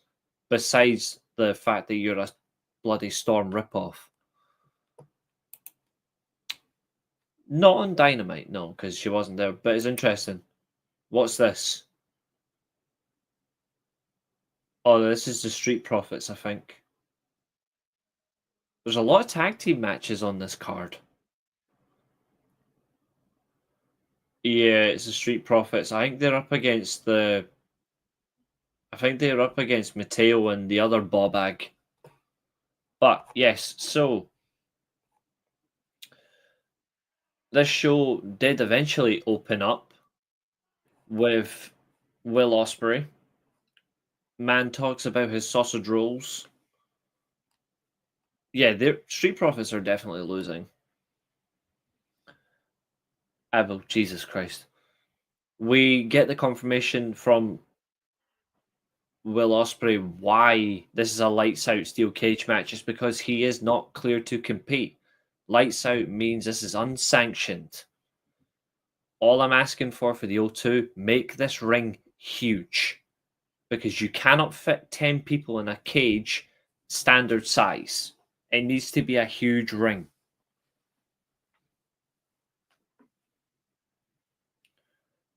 It was significant in that manner. It needs to be. He does get interrupted by John Moxley, who got a very interesting... I was directly right above where he entered the arena, so I was actually above that spot, looking across, which is nice. I had a very good view of the ring. So he does get in the ring, accompanied by Marina Shafir. Looking extremely powerful, I admit.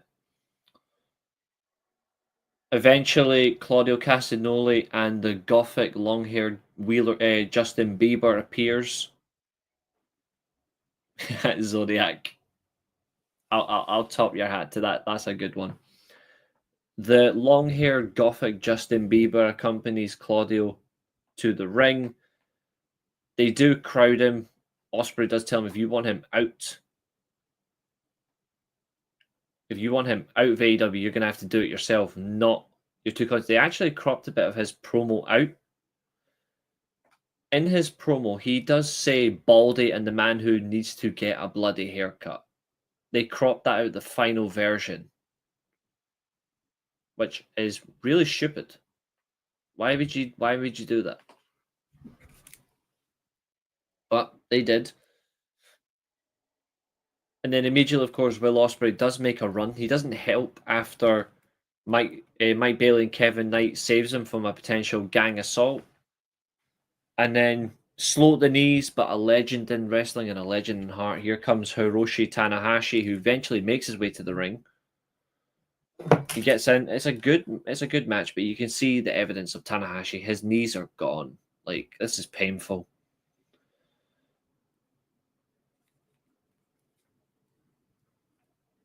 Like, it is an absolute pain fest. Tanahashi would get the win after we got a trifecta of the swinging neck breakers and he hits the high fly flow. We get two diving to the outside cross bodies from Knight and Speedball. To which point during that fall, we get the entire collection of the War Dogs minus David Finlay, Paragon. We get the Ops, and we get Darby Allin from the from a bloody bag. Of course, he loves a body bag. And it does conclude with a huge brawl, which ends with Darby Allin's coffin drop. Again, not too bad. The reality is as well, and this is a bad one, Drew McIntyre wearing green in Ireland. You're Scottish, mate. What are you playing at?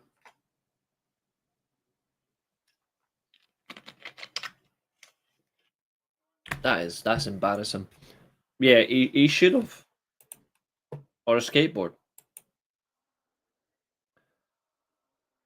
Anyway, there is big questions to be asked. What is not only is Will Ospreay going to potentially be out for an indefinite period of time, Swerve as well. Swerve is injured.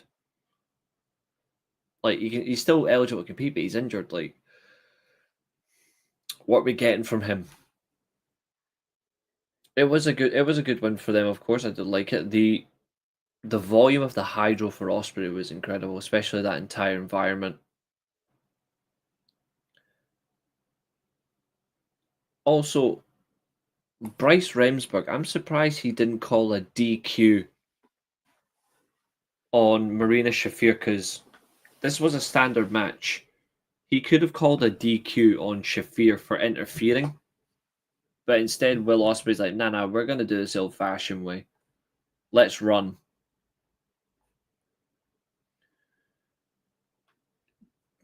During the break, Tony Schiavone laughing it up.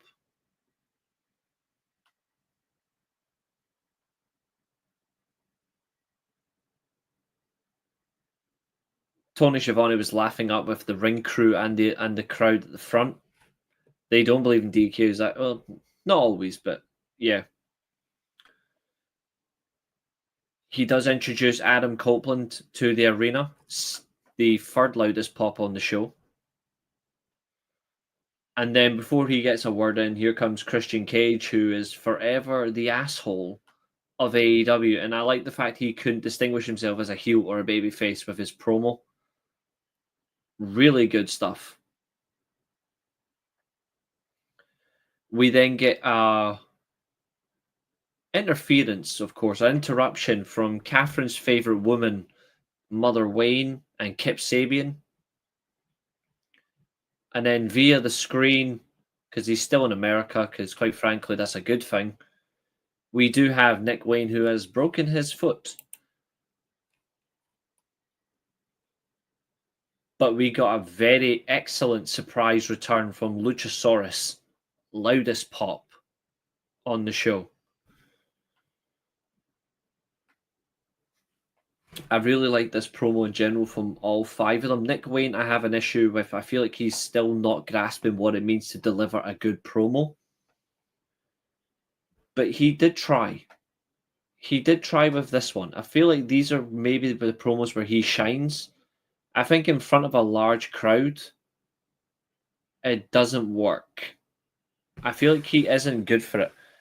Catherine, she just needs help. But I feel like Nick Wayne in front of crowds, his promos are not good.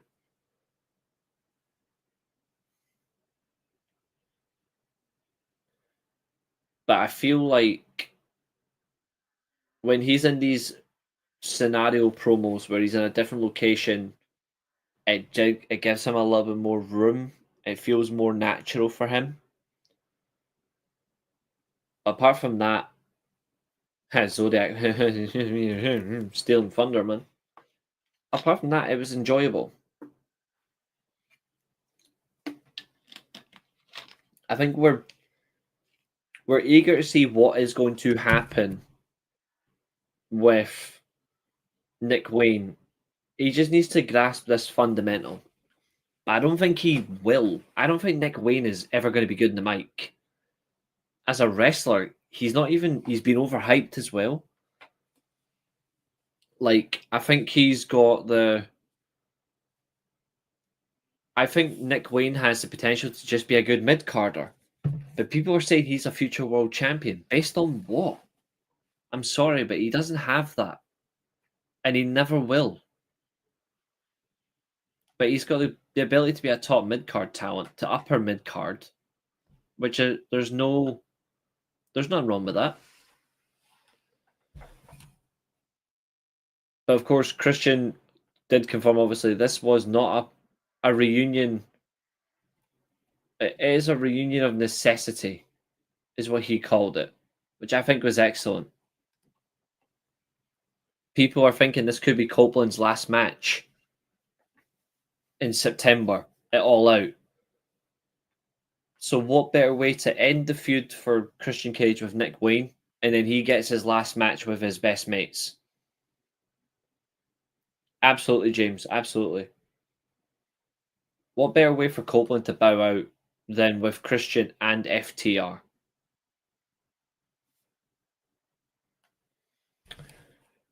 I thought this was for the longest time, there's an element here that we can get. I just don't know what we're going to do with it.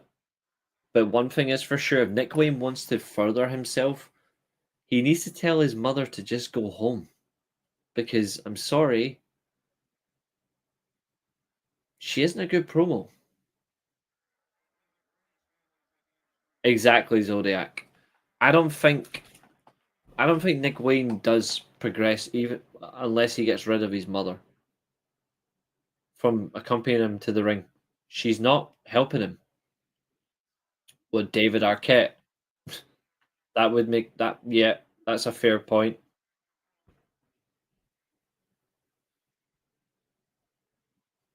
Jesus, that's a lot of notifications.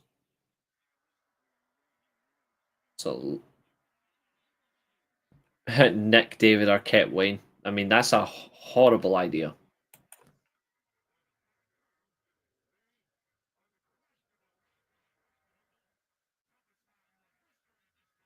Let's have a look.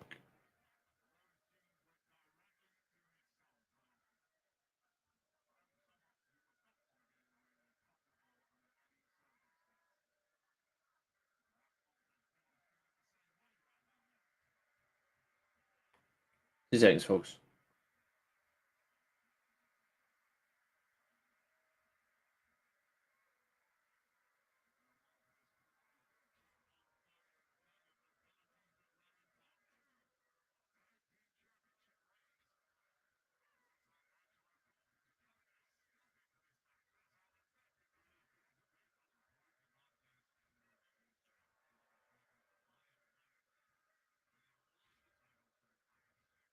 For the record, as well, the Street Profits are getting bullied by the family Treebeards.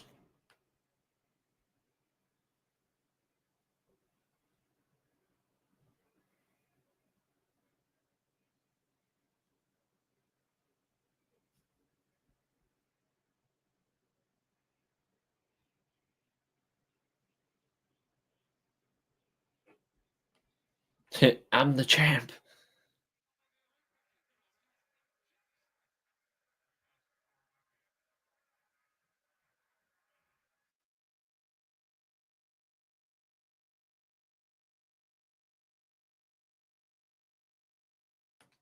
Okay. There we go. I had a lot of people message me, including I've got double driving lessons to book for next week. So, because my test is in 12 days. 12 days' time. I am bricking it. No, I'm not. I'm actually looking forward to it. But yes, I think we've got something here if they just do it. But that's what I'm thinking. Up next, this was honestly the most excitable enjoyment of the crowd the whole show. The tournament finals between Brodito and FTR. Long behold, this tag match was fucking exciting. It was start to finish, it was excellent. I thought the whole flow of the match stood out. And I was really impressed by, especially, I was very impressed by Dax Harwood. I thought Dax Harwood, thanks, Abel. I think Dax Harwood actually set a good pace as a heel, and that allowed Bandito to flourish. I am actually okay with it being a triple threat. Like, I think it's okay. And I like the fact the way they've done it, but I would have preferred if it was a. I think they should have done a no contest. I think they should have had. I think they should have had, in my opinion, the Hurt Syndicate come out and just destroy them both. I think destroying them both would have shown they don't care who they face. It ties into what they are. They hurt people. Well, if you hurt people, why didn't you?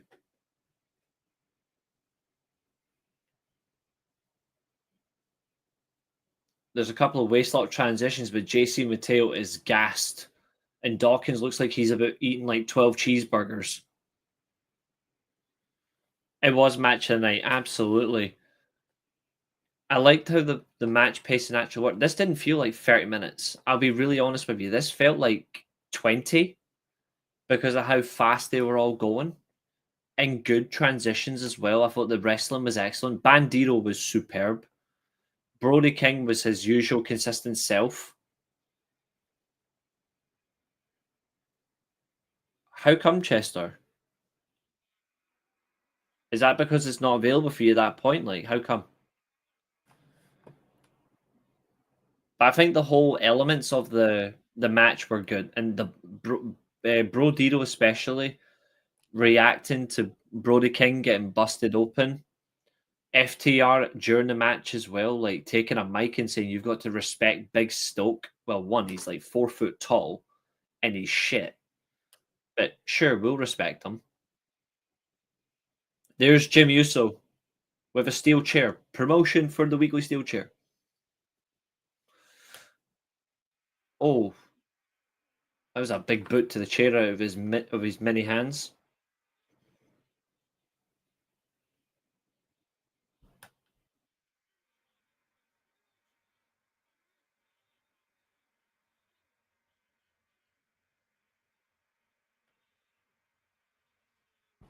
Oh, here comes Sammy Politician. Here to wash us all. It was really dumb not to mention Takeshita win the G1. Well, he wasn't there. But he was on Collision. Alright, okay, so is that in what, 30 minutes?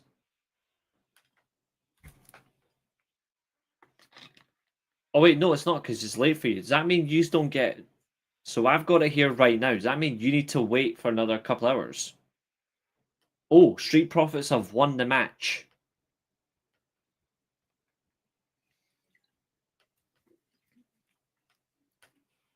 So you've got to wait 3.5 hours. Wow. Should I just stop this shitty watch along? Because I don't care. I just want to keep talking wrestling with you guys. But the Skimp Profits have won this match, by the way.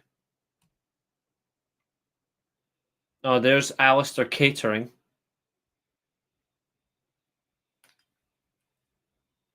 Oh, he's up against oh Jesus Christ, up against R-Truth. What interests me as well was Bandito being called Bryan Danielson's Wrestler of the Year. Yeah, that's true. He is starting Monday Night Raw, which means we don't have to watch it. We don't have to watch it. We are free. Dax and Cash protect each other from the 21 Plex. Yeah, I thought that was awesome. The Shatter Machine as well at the very end was excellent. But what was good was how they got to it. So Catherine's just being a dirty bitch when it comes to streaming.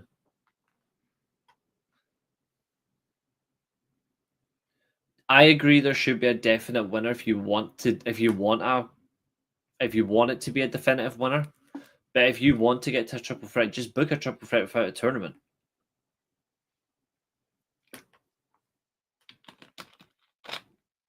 I don't think FTR win the tag titles at Forbidden Door. I think it will be Bro Dido.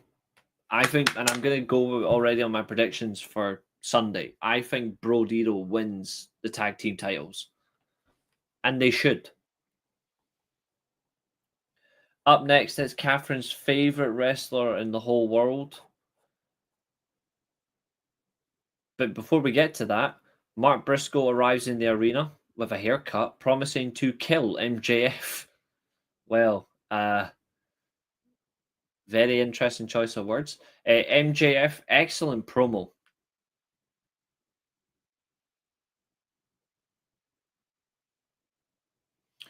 I understand that, Maria. You know what's funny? See that Unite Adel Red Range? Drop him a message and ask him how the John Lennon edits are doing.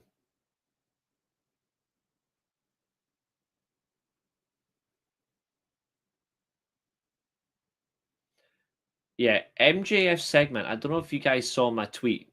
Well, if anyone that does follow me on Twitter, I posted after that segment, MJF was my favorite part of that Dynamite. The tag match was my favorite match. MJF was my favorite in terms of who wasn't active. That promo was fiery.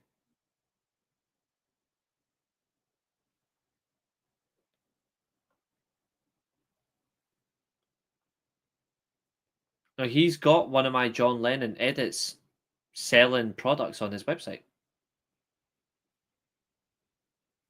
He sells phone cases, all that stuff with my John Lennon edit.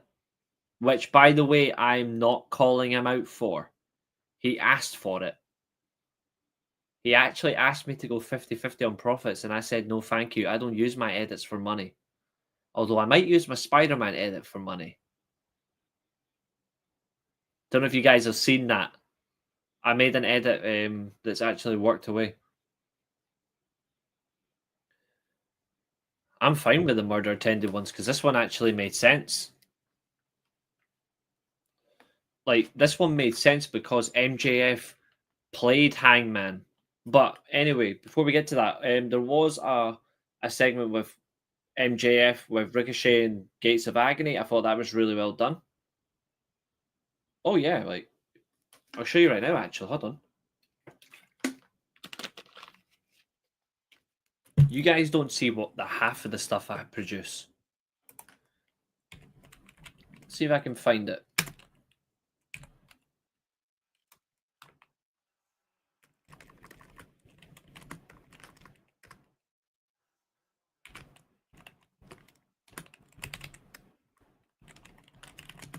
Looks like Ron Killings is not here.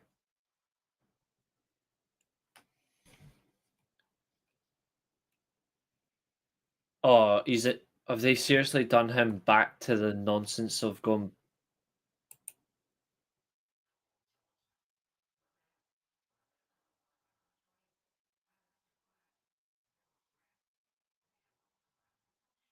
They've actually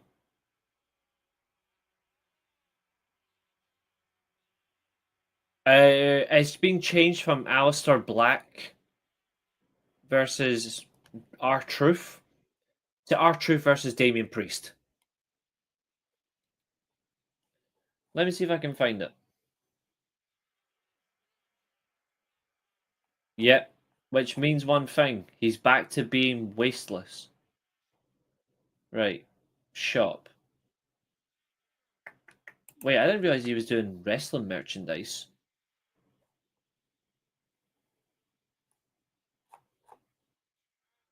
We know you would, Catherine, you horny she-devil. Is he still doing the...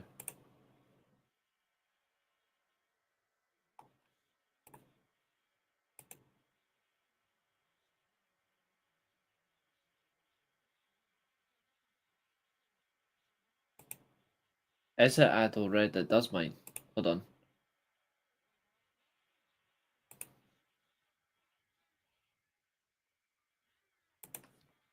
Let's see.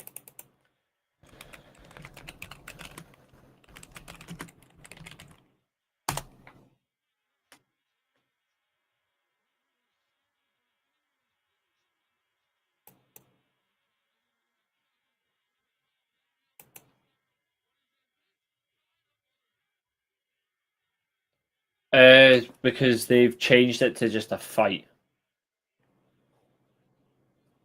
It just became a fight instead.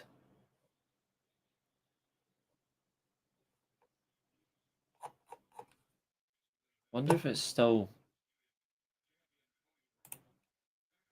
Could I still... I might still be able to get it from my Twitter. Let me see if I can find it. Oh... Guys. There's pictures of Jushin Thunder Liger with his Rev Pro Hall of Fame. Look at this.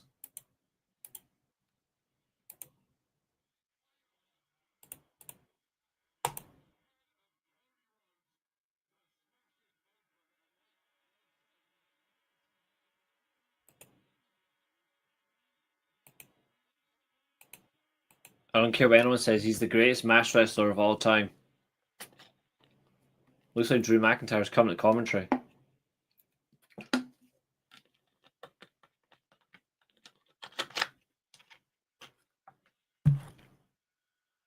Oh, front row of this show is a disgusting Liverpool fan. Yep, someone that has no logic of football wearing a Liverpool shirt. The greatest mass wrestler of all time. I don't care what anyone says. Right, what am I looking for? It's a shame that I can't show you something that I've actually recently made.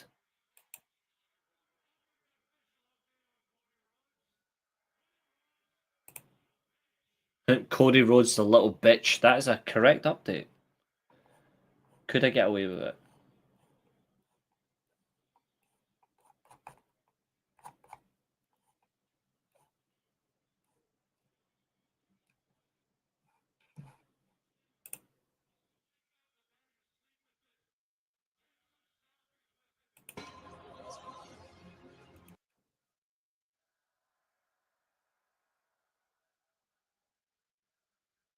I'll let you see a little snippet of my edit that I made. If you want it, it is on Twitter. It's also on the channel's TikTok page as well.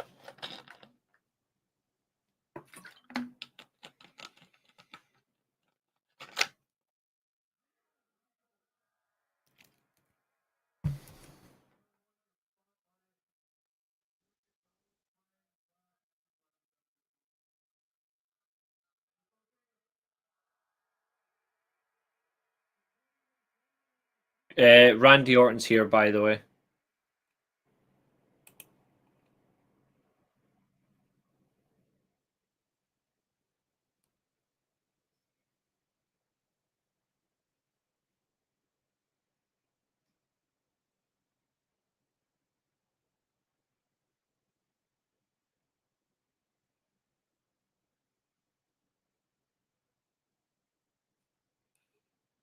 There you go. Catherine, you need to dial your horny down. It's beyond acceptable behavior.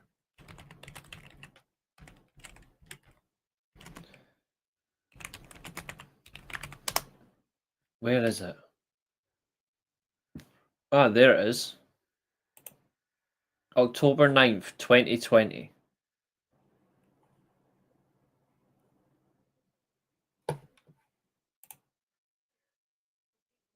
That's my John Lennon edit that gets used. And I don't mind it.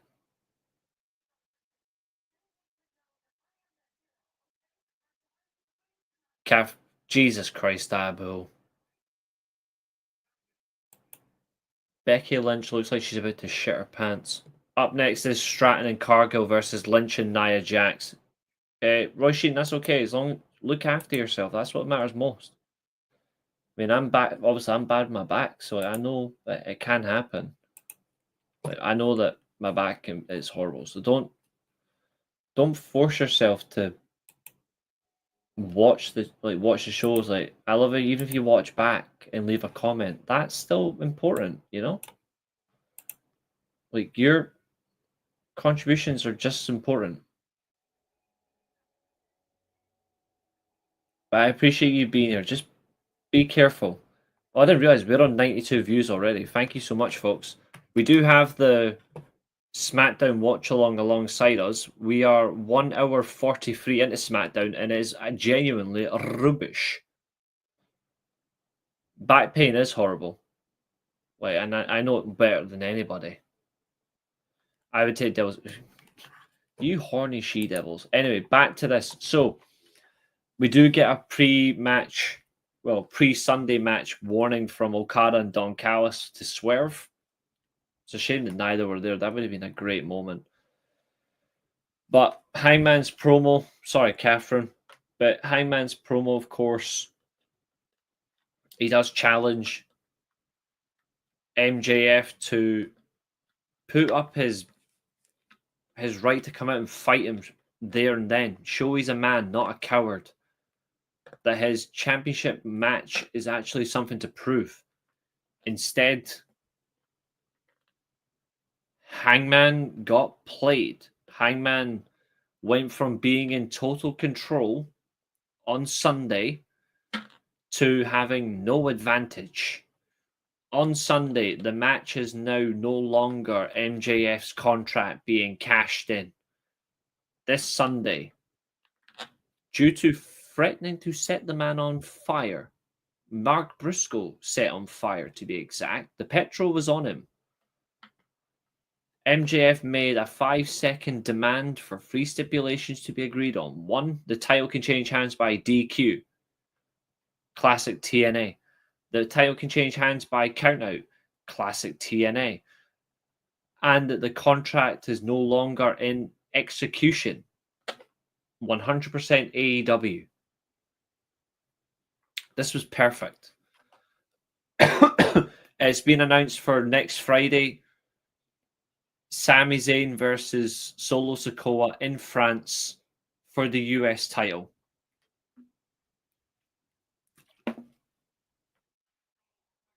Street Profits versus Miz and Mello next week for the #1 contendership for the tag titles. What's up, Fletch? And next week it will be Niven and Fire versus Bliss and Charlotte Flair for the tag titles. There's a lot of title-related matches next Friday night. And yet Chelsea Green doesn't get a match herself. That's right. That's just abuse. Yep, you've got 2 title matches plus a #1 contenders match.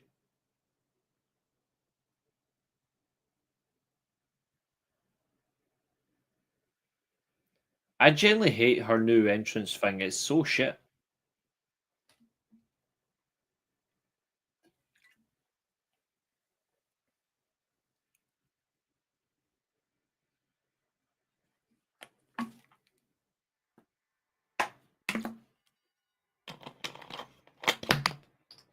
And I won't lie, as I've said, I have not watched SmackDown since that TLC match that the Street Profits did win.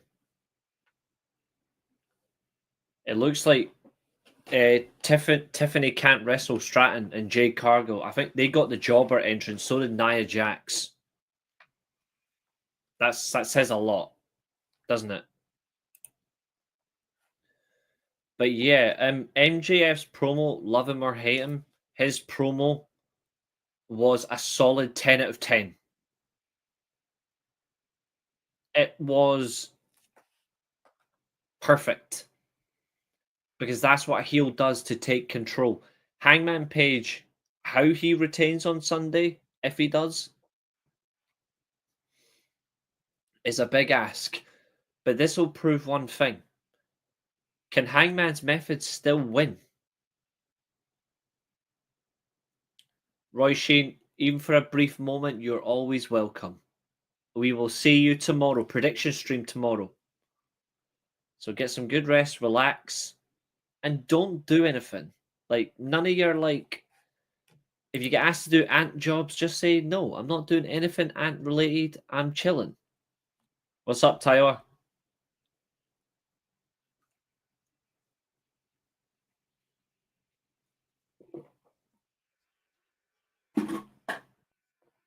We've got another 3 bottles of Pepsi Max to get through anyway. Ah, no much, mate. You? Yeah. We're gonna cook for it on Sunday too. We're gonna see how we do.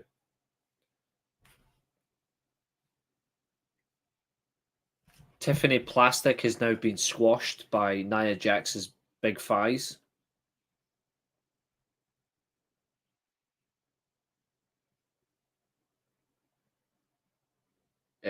What am I looking for? How is Tiffany still champ? The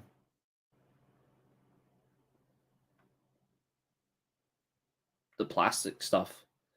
Yeah, Chelsea got absolutely battered. I was laughing because a lot of people want Graham Portman yet, and I'm like, no. Let's see. Let's have a look.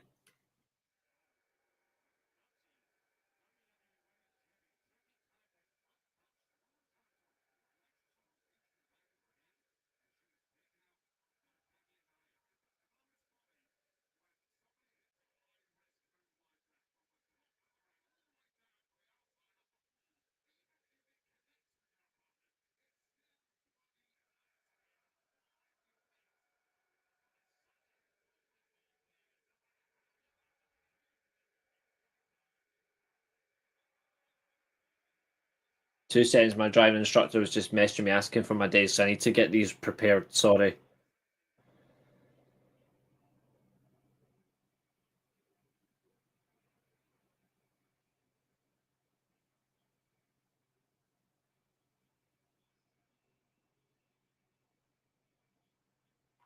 He was just asking me. Sorry, folks. I just had to prepare that. Yeah, West Ham are shit, and you know what? They fucking deserve it. They deserve it. I think they if they keep Graham Potter, they will get relegated.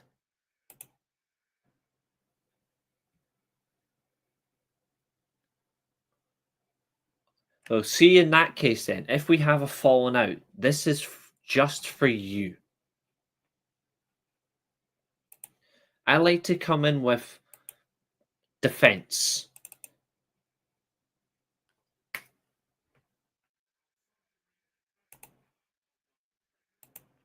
Say hello to my little friend.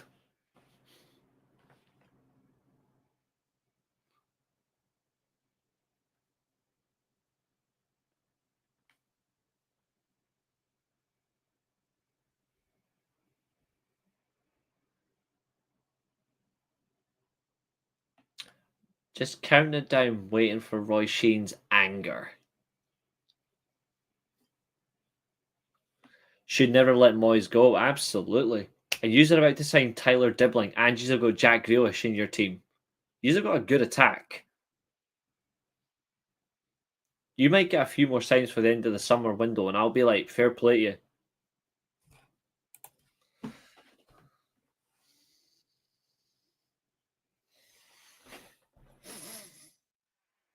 It's cooking.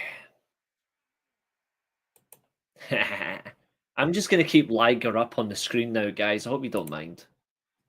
In fact, why should you mind? Liger's the GOAT. Oh, look, Liger's holding me in the trophy. There we go. In fact, how cool would that look as a background?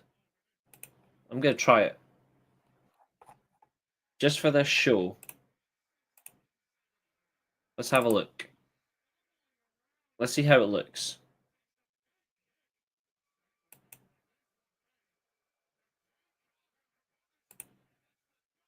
Nah, nah, it doesn't work.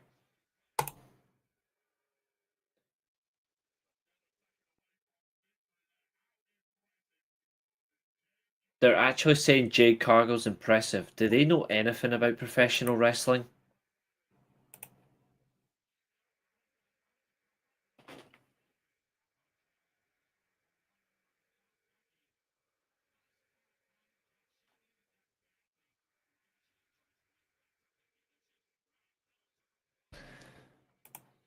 Never regret. What you said is just fine.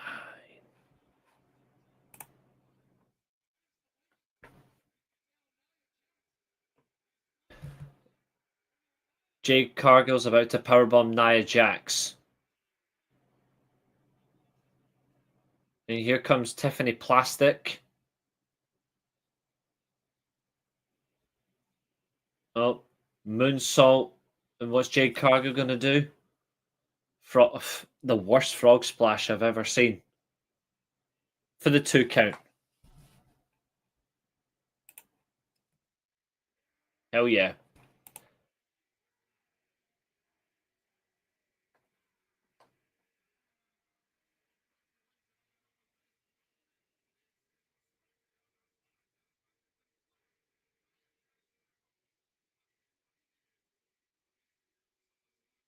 SmackDown is now finishing. This was actually your main event. Oh dear God. Oh wait, hold on. Cena is about to encounter Nick Aldis. Oh shit. Logan Paul. Nick Aldis was about to tell him that he's heard from Logan Paul. Sorry, Brock Lesnar, and Logan Paul's just knocked him out. Lovely. Ha ha. Roy Sheen's like, oh shit, I'm gonna regret this. Let's be real. SmackDown, terrible.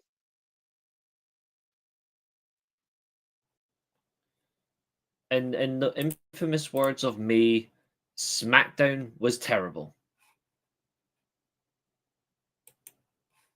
SmackDown was almost as good as a JD from New York stream. Fernando, I got asked in the chat. I said it for a laugh, so yeah. Oh, don't worry, I would too. I would too. I did it because you guys asked me to do it for a laugh, and I ended up just barely watching it anyway, so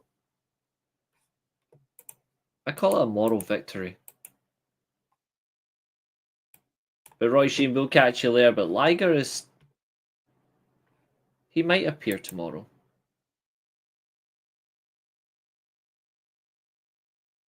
We shall see.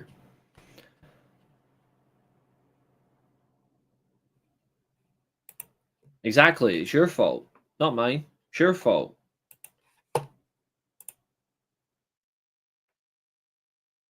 You don't put the blame on me. I'm innocent in this.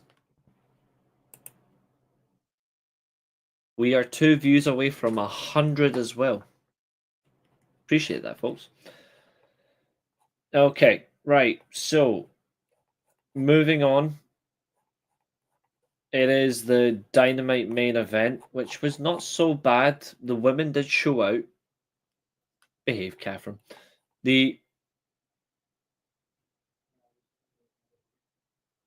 What is worse, Raw or SmackDown? I think people say Raw's better than SmackDown at the minute. but SmackDown has a better tag division. I didn't notice it. If I'm being honest, I didn't notice it. The women did show out. I'd love to get Catherine's opinion on this, but I actually thought this was a very good women's match altogether. I thought Windsor and Storm versus Monet and Athena had a lot to offer. In terms of two separate tag teams, they also work together really well. Like, you've got a crazy possibility for all four if you put them consistently as teams. You can build strong dynamics. I was very impressed. But also good all round. I thought there was some great wrestling. Athena was by far the best in this match, in my opinion. Her timing was flawless. Her wrestling was exceptional. Her reactions were nailed on. I really was impressed with these women. Windsor, I thought, gave a good showing as well. It was genuinely so good. Mina Shirakawa during the entrance as well. Oh, yes.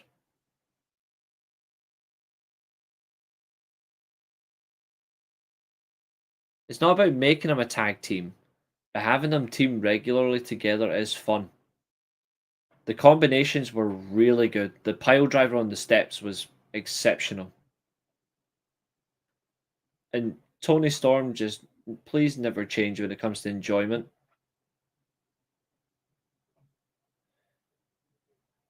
Best show is Steelchair Wrestling Alliance. But you know what's actually quite funny? Ever since you've said that, this is a one-time thing for you all. But I have been preparing a little mock wrestling show, and that's what it's called. I don't know how we're going to, maybe if it ends up being on, like, say, universe mode or whatever, but I have been back into writing. I've been writing shows. That is the name of it. And no, you're getting to see none of it. Not yet. But it is there. So, Abu, I want to say thanks for the idea.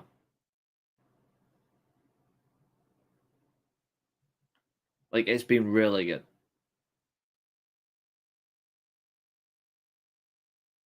But yeah, overall, I thought Dynamite was actually a very good show. I thought consistent basis. They've certainly taken their elements into Forbidden Door.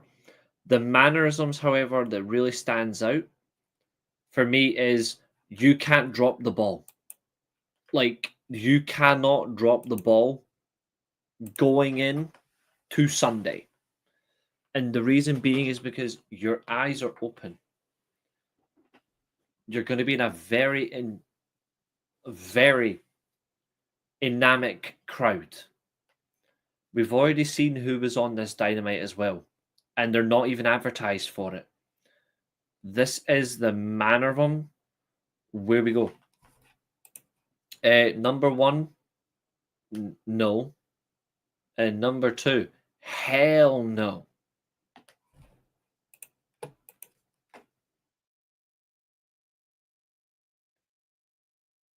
I think we have means to an end, but certainly a fun way of going for it. So let us transition from one show to the next. Let's go and talk about TNA.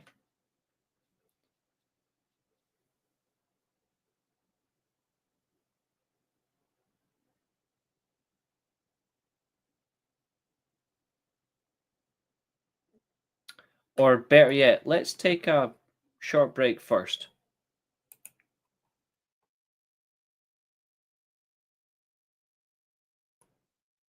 We'll take a minute break, and we'll do it by you guys watching him.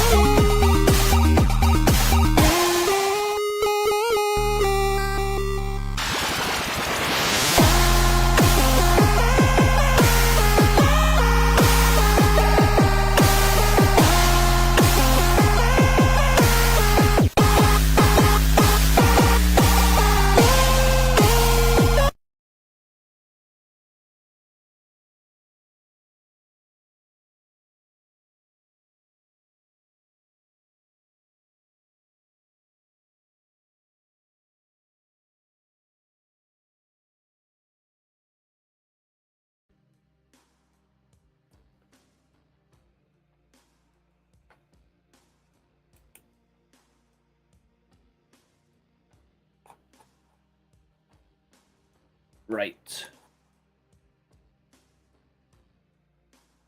Let us begin. Impact.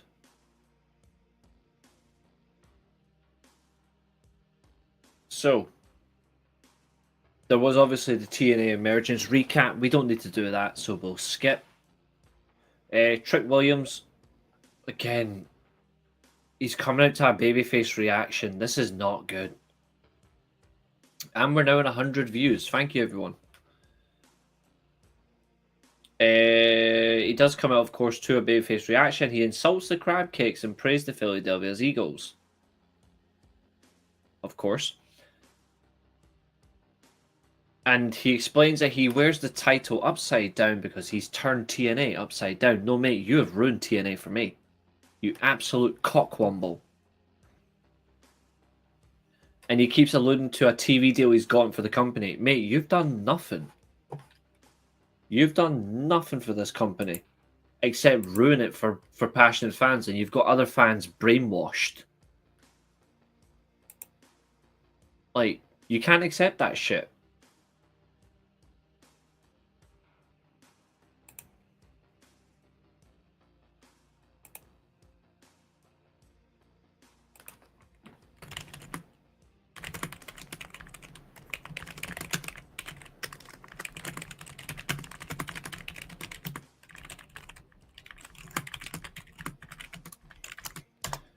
Also, if you do like a mixture of range wrestling activity, the Covalent TV is actually live in a couple of minutes. They are going to be reviewing Friday Night Suckdown.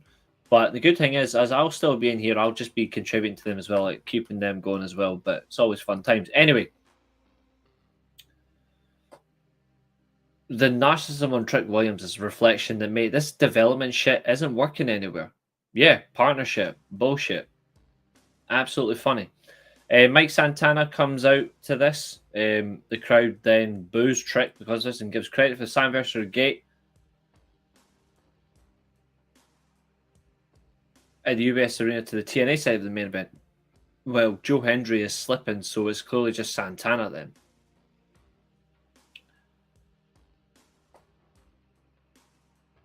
To this point, of course, Trick Williams then states whether it's here or in NXT, Santana will never become the new world champion. And this is where my anger is going to show for TNA.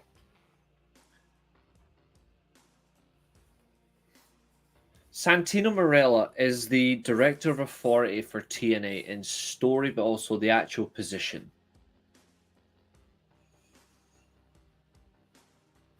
After Trick Williams refuses to give him a title shot, Marella is overruled by Williams' lawyers, who says he doesn't have to defend the title again for another 50 days. Bound for Glory is in 52 days. 50 days from now is October 10th, which is Bound for Glory. If Trick Williams wins that, he doesn't have to defend again for another 50 days. Well, 52 days. They could have him on such a run where he can just keep winning a match, not defend it again. That's it. But he does allude to the fact that when he gets to the show, he is going to embarrass Santana at Bound for Glory. This is genuinely becoming a concern. Like, I'm actually getting really annoyed, and Catherine, I agree, they have fucked him over. I don't understand this nature of the approach to Santana. This is not exciting, and yet people are praising this. Why are you praising this? Like, what the fuck? Damn, Leipzig got destroyed by Bayern 6-0. Fuck, I didn't expect that. I don't know how you can advertise such a situation for Mike Santana where you actually screwed with him. I'm even more worried now than I was before because I don't like this approach. I don't think this is the right way to go. I feel like you're actually making what God-given right does Trick Williams have to where he said, "I don't have to defend my title for 52 days." How's he got that right? You're a development star. Like you're not an AJ Styles, bro. Backstage, we got an interview with Gia Miller for Mustafa Ali. He does not trust the system, which is understandable. Santino Marella then runs into AJ Francis and Trick Williams, confirming a tag match has been made for next week. It'll be Williams and Francis against Mike Santana, and an opponent that will be determined. The NXT recap, don't give a fuck.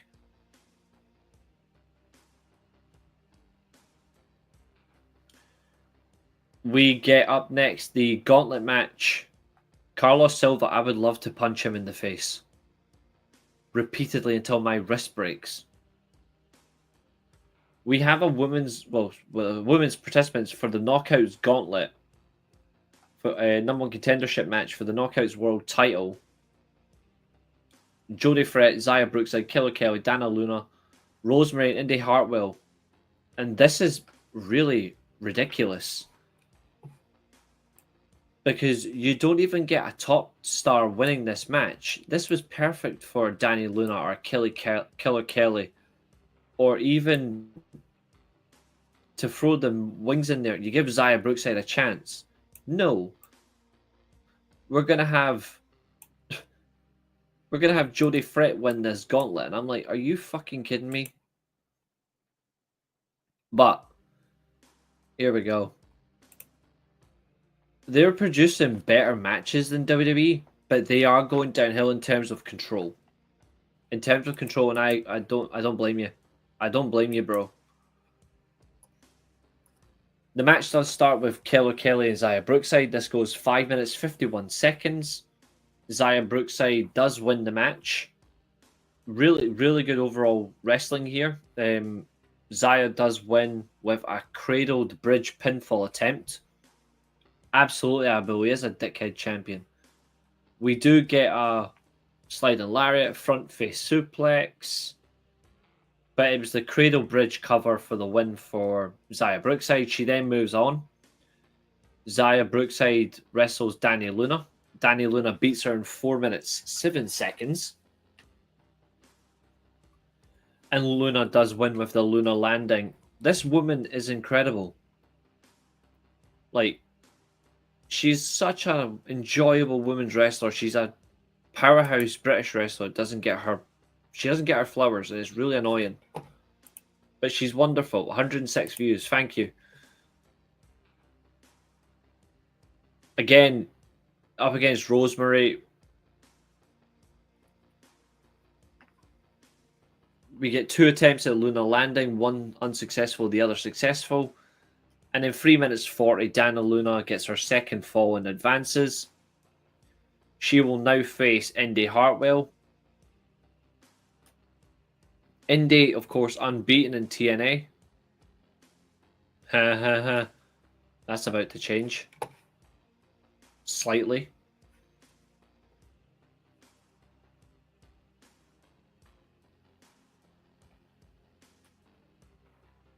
But in circumstance, Indy Hartwell, she won in 3 minutes 4 seconds with the Hurts donut. But Luna reversed that into a cradle, and then Indy Hartwell countered that herself. And we proceed. Oh, JC Jane sounds like a hyena getting beaten up by Mufasa. I'm not even kidding.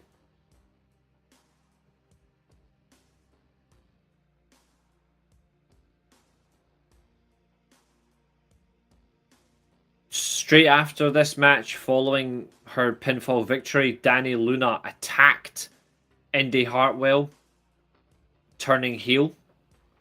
And then Jody Fret in 44 seconds came out and won by disqualification. Absolutely, Chester. You know what's even worse? Indy Hartwell's been unbeaten in TNA since she joined the company. This match, including commercials, went 40 minutes. 40 plus minutes, sorry. And Indy Hartwell's unbeaten streak ended in a DQ. Fucking joke. The Inspiration are then challenged, of course, by Fatal Influence. They want the tag titles from Elegance brand.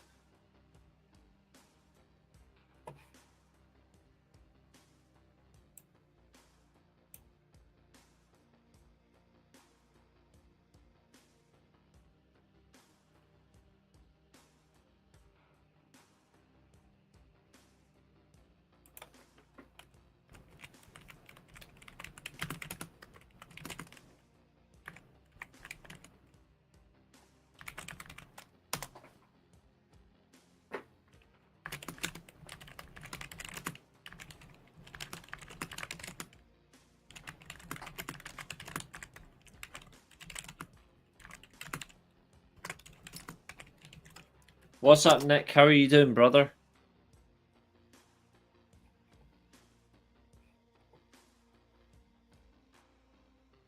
But here we go. So,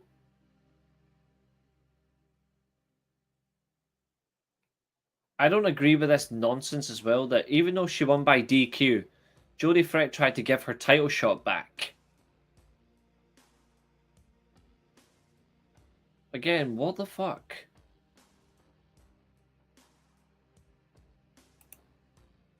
Ah, nice, nice. I've still got another show after this to review.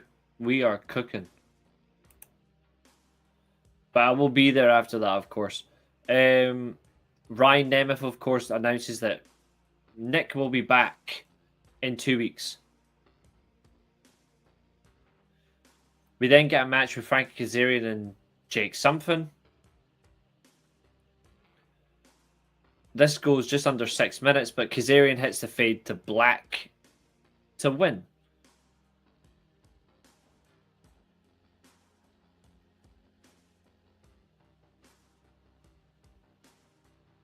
The crowd were definitely into Jake for this one, but that's probably because Frankie is a better heel. The Hardys have encountered Mara Sade, pinting in the back. Okay, who cares? Cedric Alexander got a tag match with Leon Slater against the Hardys. I don't know what the intention is for this, but okay. Steve Macklin volunteered to team with Mike Santana. Well, Santino was on the phone with his lawyers to figure out what is going on with the paperwork. Again, this is bullshit. JC Jane promo. I'm saying this right now. Simply put, I'm skipping this crap. This promo, honestly, I would have shot myself and still been happier. This was honestly terrible. And JC Jane actually tried to dance like Mercedes Moné. Bitch, you've got no talent.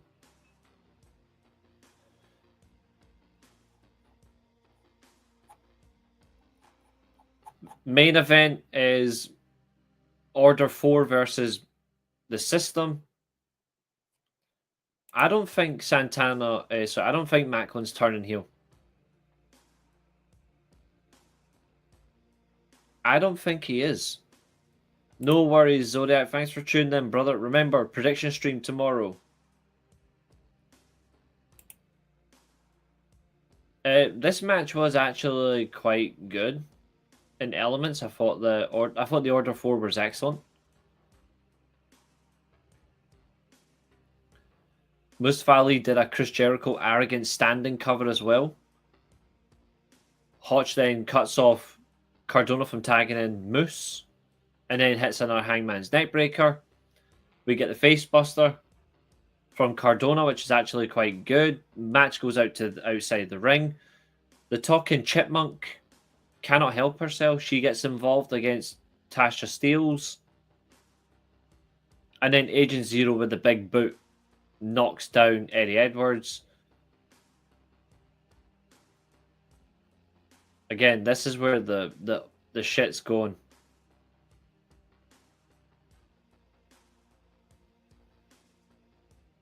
Back in the ring, babyfaces are being absolutely bullied. Like, this is a WWE notion. I'm coming for that title as well. I intend to win.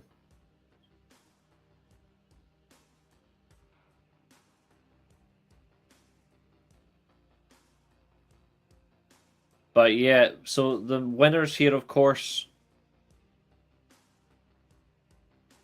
is Order 4. You got a standing, hanging tree slam on a chair for the win. Really just bizarre.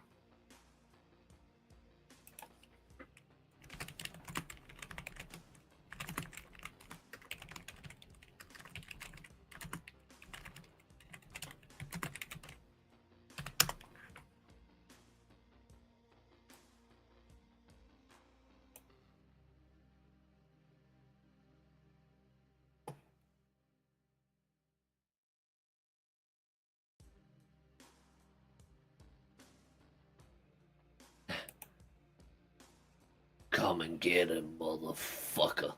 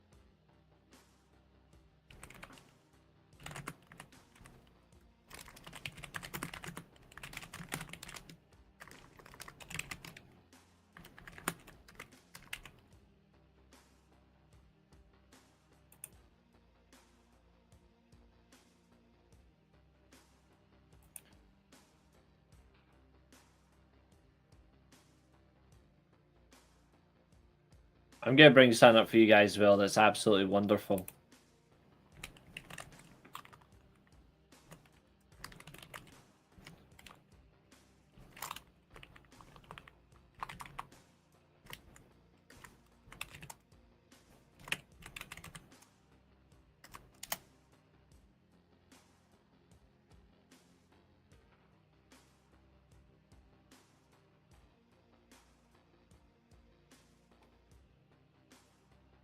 Let's see if I can get... Where is she?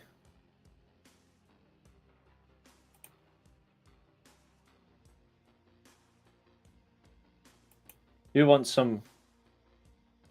Who wants some fun?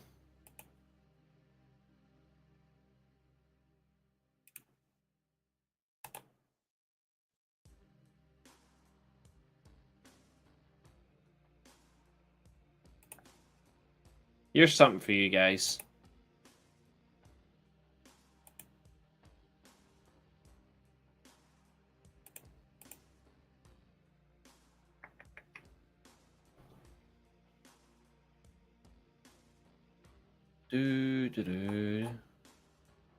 Excellent. Well, let's see if I can find it.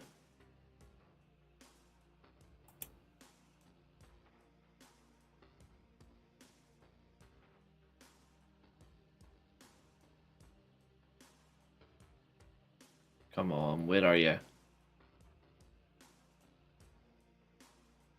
Just trying to find it. I had it and it's disappeared.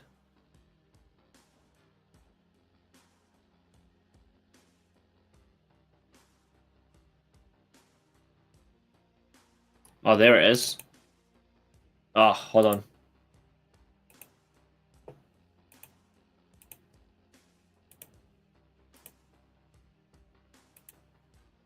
There we go. Let's try this.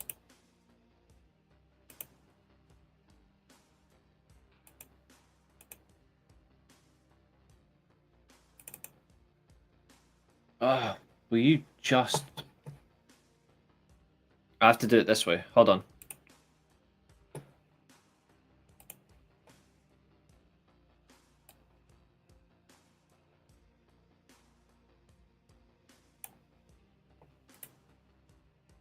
There.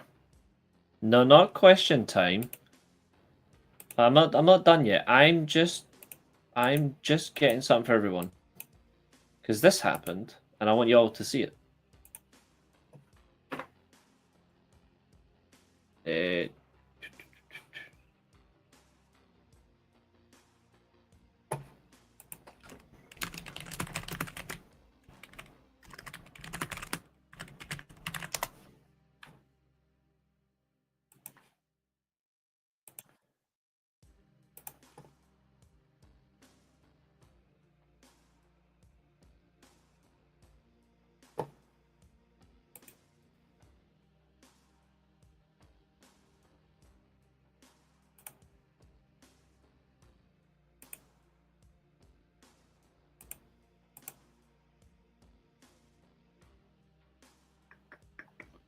Where is it? Come on.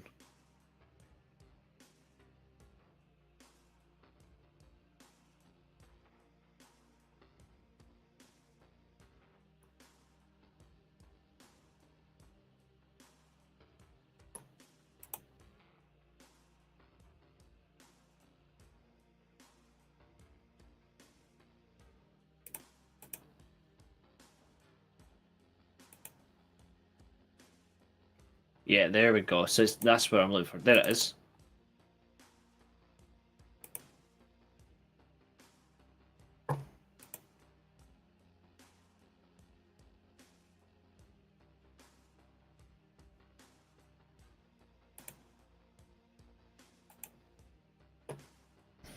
I'm leaving that up there for everybody. But yeah, TNA, you've got some good things. Just drop WWE like a bad habit, and we can all celebrate again. Best rock type Pokemon Season 1. Aerodactyl.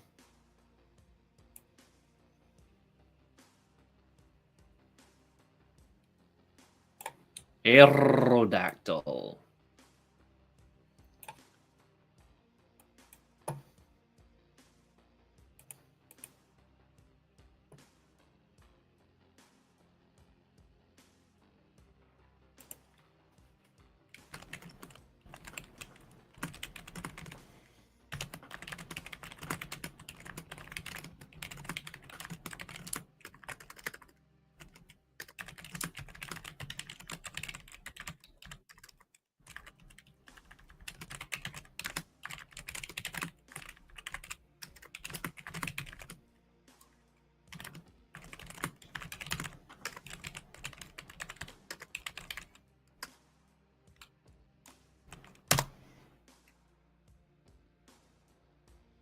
Do you want to hear a fun fact, ladies and gentlemen? Seth Rollins, Roman Reigns, and Jon Moxley all have 6 World Championship reigns each.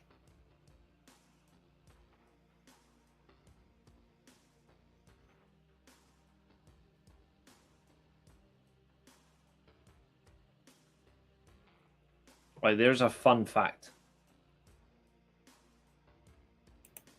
Yeah. But yeah, Mercedes Moné did win the title versus title match tonight at Rev Pro Global Wars event. She's now the Discovery Scottish World Champion. And honestly, phenomenal. I'm happy with it. Right. So. No, Seth has 6. I checked the other day, he's got 6. Which I found weird. I was like, surely he has 7, but no, they said he had 6, so.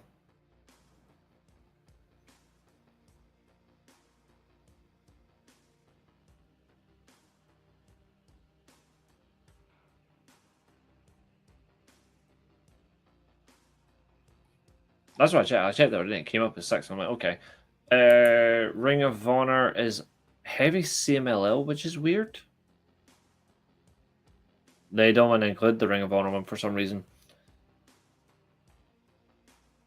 Not for me though. That's what I'm saying. It's not from me. So this is a very heavy CMLL Ring of Honor show, which is okay.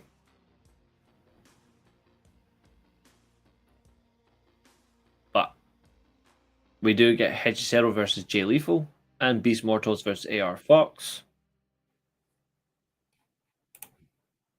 Active wrestler, Brock Lesnar.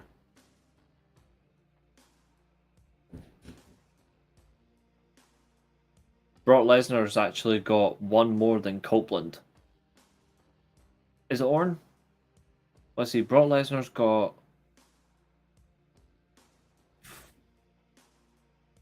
WWE champion 5 times, Universal 6 times? That's 11. Yeah, sorry, it would be Orton then.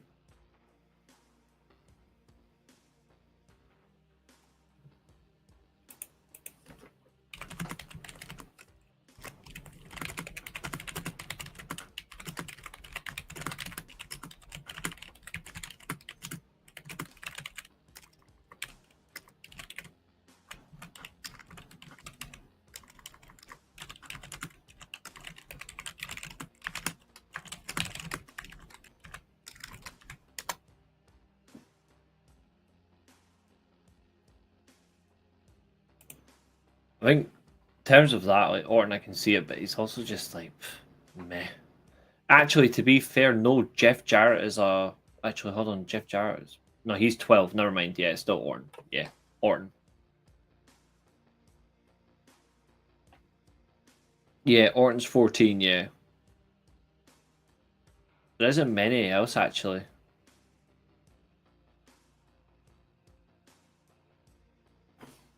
But here's a funny one. It's a short-lived match. But we do have Blake Christian versus Beef. Von Erichs are in action as well. And then the Workhorseman Adam Priest, team up again. Why is he still wrestling?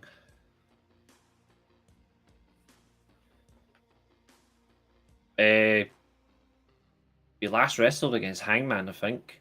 Yeah, Hangman match. That was months ago, yeah.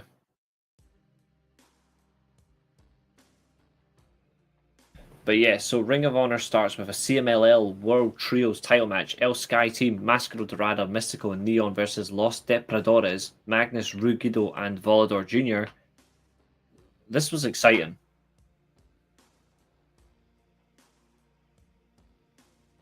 Excitement on its fire.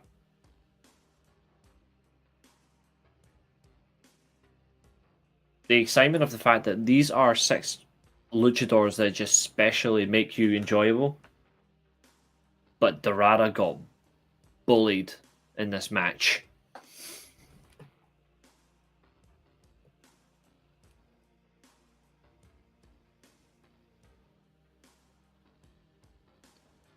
He got bullied in this one. If you get a chance, watch this. But like Mystico was the standard, of course, he showed it.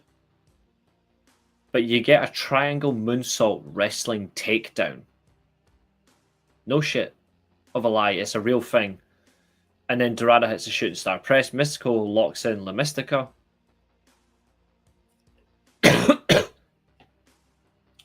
And Rugido taps out. And the champions retain. Blake Christian versus Beef. The cousin of JD Drake. Long story short, this match was boring. Blake Christian won, but the man's vanilla. It's just not that great. And then QT Marshall as well was boring. If you've ever watched the show Cobra Kai, Paul Waterhauser played Stingray. He will actually be in a match at Death Before Dishonor, which is weird. He'll actually be in a match at Death Before Dishonor next weekend.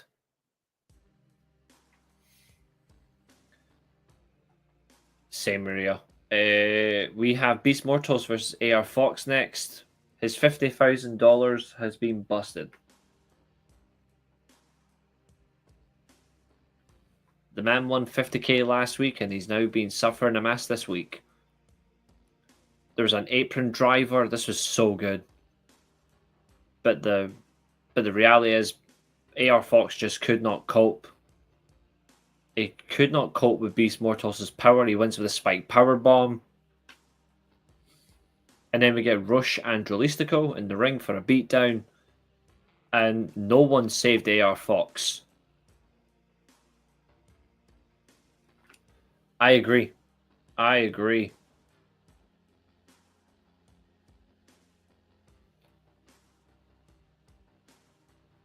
The Workhorsemen are up next. They challenge the Von Erichs to come down to the ring for the tag titles, and we have a new teammate for the Von Erichs. Sammy Guevara has taken his place as the trio's champion for Ring of Honor, which is really good. This was a fast tag team presence. They kept making quick tags in and out. I was impressed with that. I really was. I thought it was so good.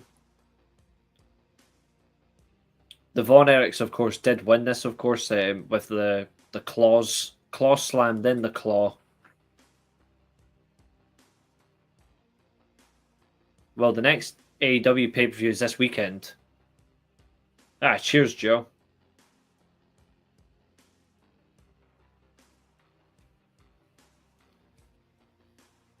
Trish Adora versus Janai Kai. Again, this is a good women's match. Again, reality favors in. They just do well.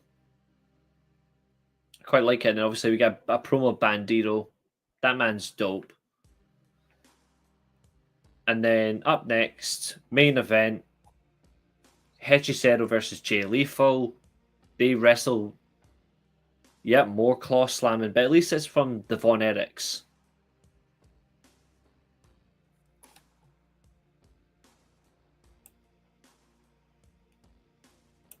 It's from the Von Erichs at least. Hechicero versus Jay Lethal ahead of Hechicero's world title match next week. This was really good. This was really good. Lethal injection from Lethal, not once but twice. But the second time, Hechicero caught him into a sunset flip, locked in a grapevine, and forced Jay Lethal to tap out. Like he stretched him like he was nothing. Hechicero is amazing on Collision, by the way. Just mark my words. He got a very loud. He actually got the loudest pop on Collision, alongside Takeshita and Takahashi. But like Hechicero was getting crazy crowd reactions.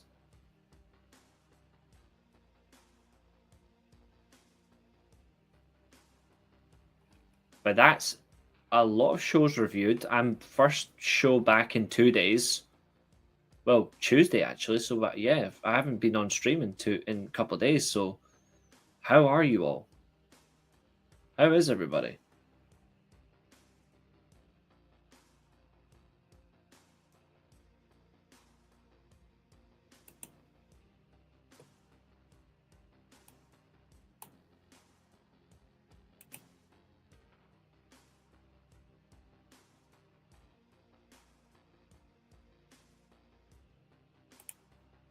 And we're on 120 views as well. Thank you.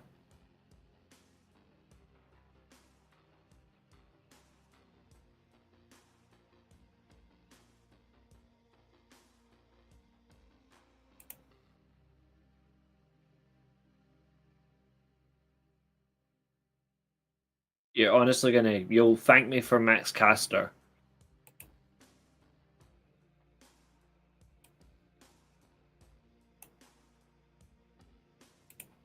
Yes, it'll be top tier.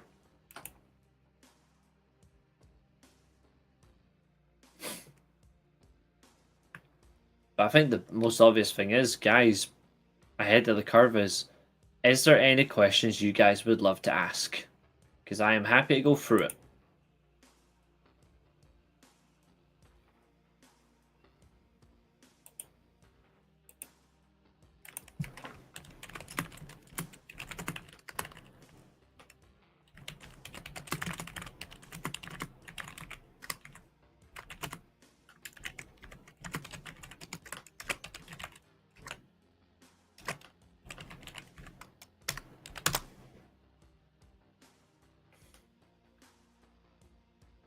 Do you think Karrion Kross will succeed in House of Glory?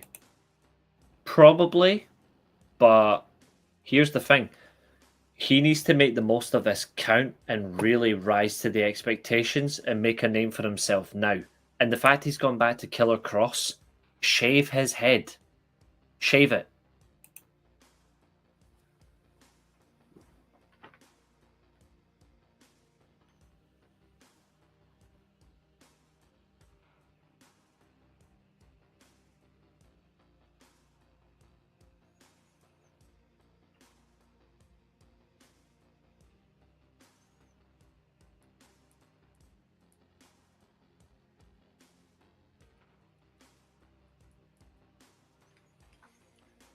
It's a great question, though. I think going back to the Killer Kross name, if he shaves his head, he might actually get more of it. Yeah, Jay Lethal Jay Lethal, for all his enjoyment of what he brings to wrestling, it is time for him to pack it in. Jay Lethal I've always liked, but it is time. I agree.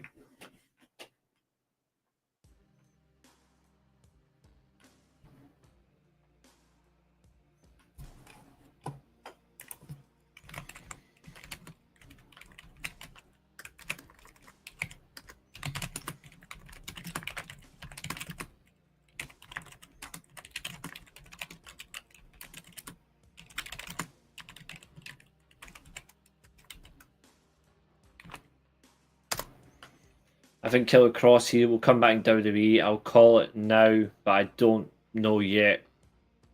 I'm going to tell you right now, Tyler. Yes, he will.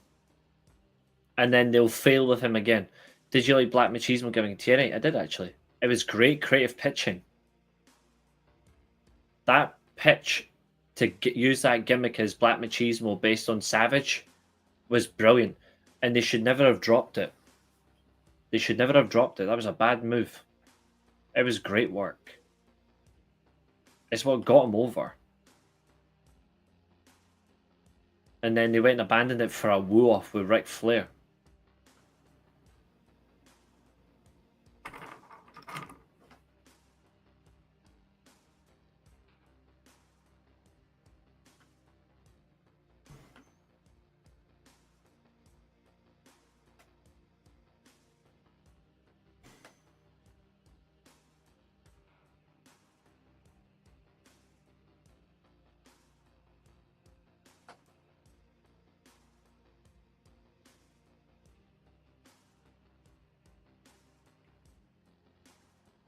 Yeah, Jay Lethal was so good to watch back in the day.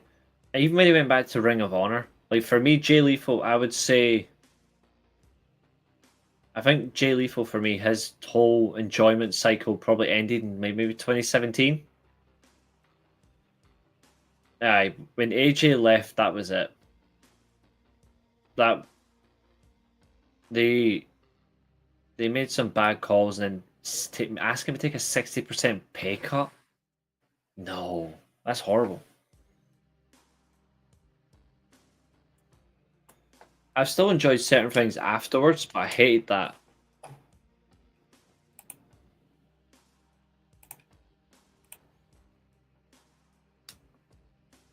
I lost a lot of enjoyment, but I still watch it. But there's some things I just did not like after he left. It was painful.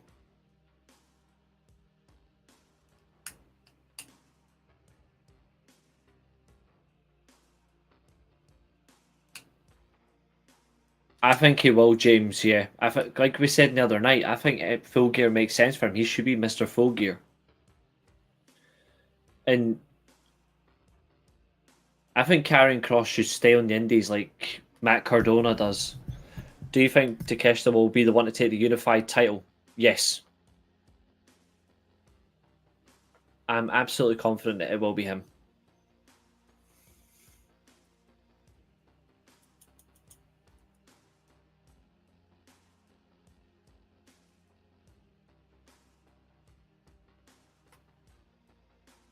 It's the best call to use Takeshita anyway.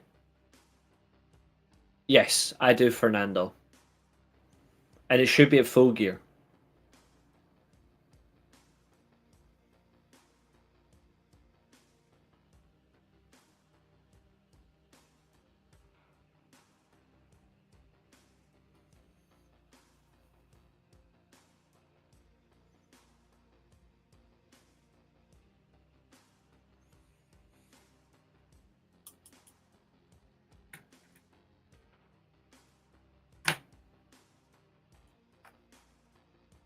No, we're not doing predictions for Heatwave. Cross versus Silva 2 is a banger. You were halfway there, now you said Zillafatu. There's nothing Zillafatu does that impresses me. I genuinely hate the guy.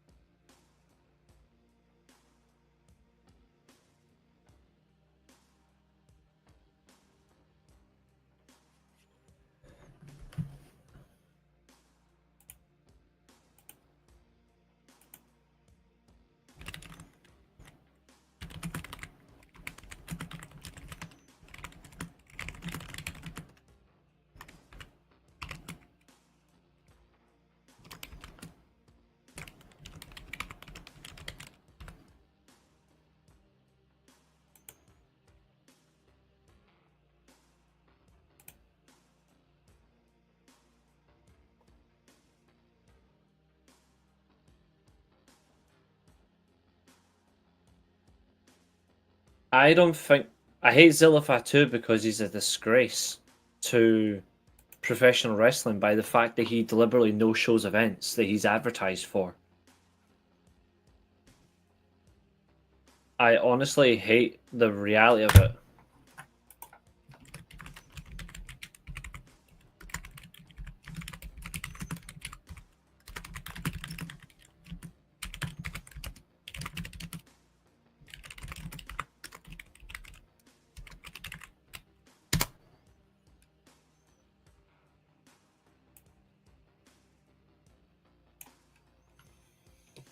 I don't like someone who's advertised for shows, gets paid good money, and just does not appear.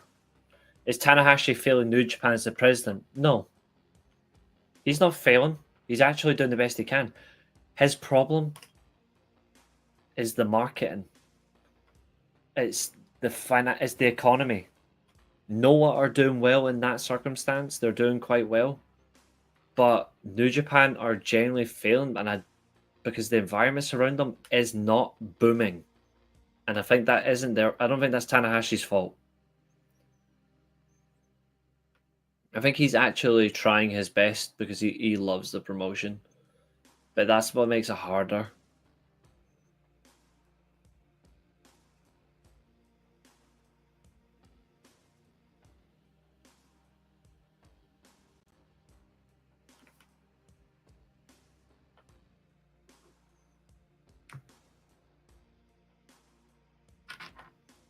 It's a great question, though. I can see why you'd ask it, but I don't think he's failing New Japan. I actually think he's doing the best he could because he's promoted a lot of young wrestlers into the organization, the main roster.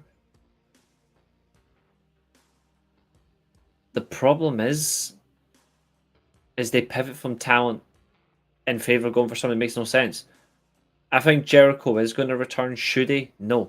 Jericho should retire, but I think he'll either retire at the Rumble or be Cena's last match. He's one of the two.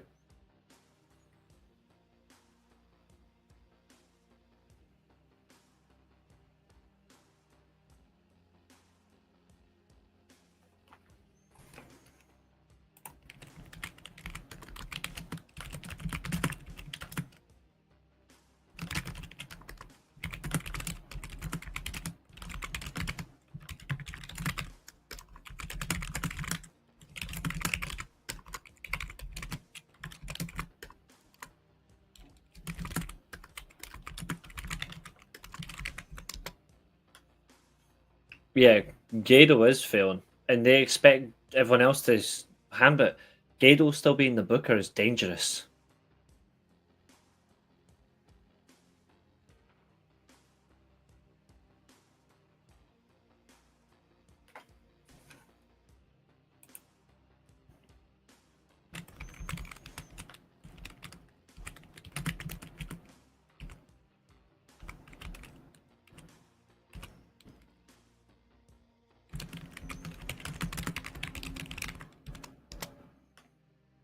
Zack Sabre Jr. is an excellent wrestler. And no worries, James. I'm just about to wrap up myself anyway. So, ladies and gentlemen, I will be off, but I will be back tomorrow because we are going to do our prediction stream. Will we have a new champion? That's for you to decide. But if you do like a little bit of fun content, I did put a link on the channel on my Twitter and also on the TikTok channel for the Steelchair. You can find my edit I produced that was same software used as for our intro and outro video. And I will be doing more of these going forward. So, in spirit, I bid you all good night.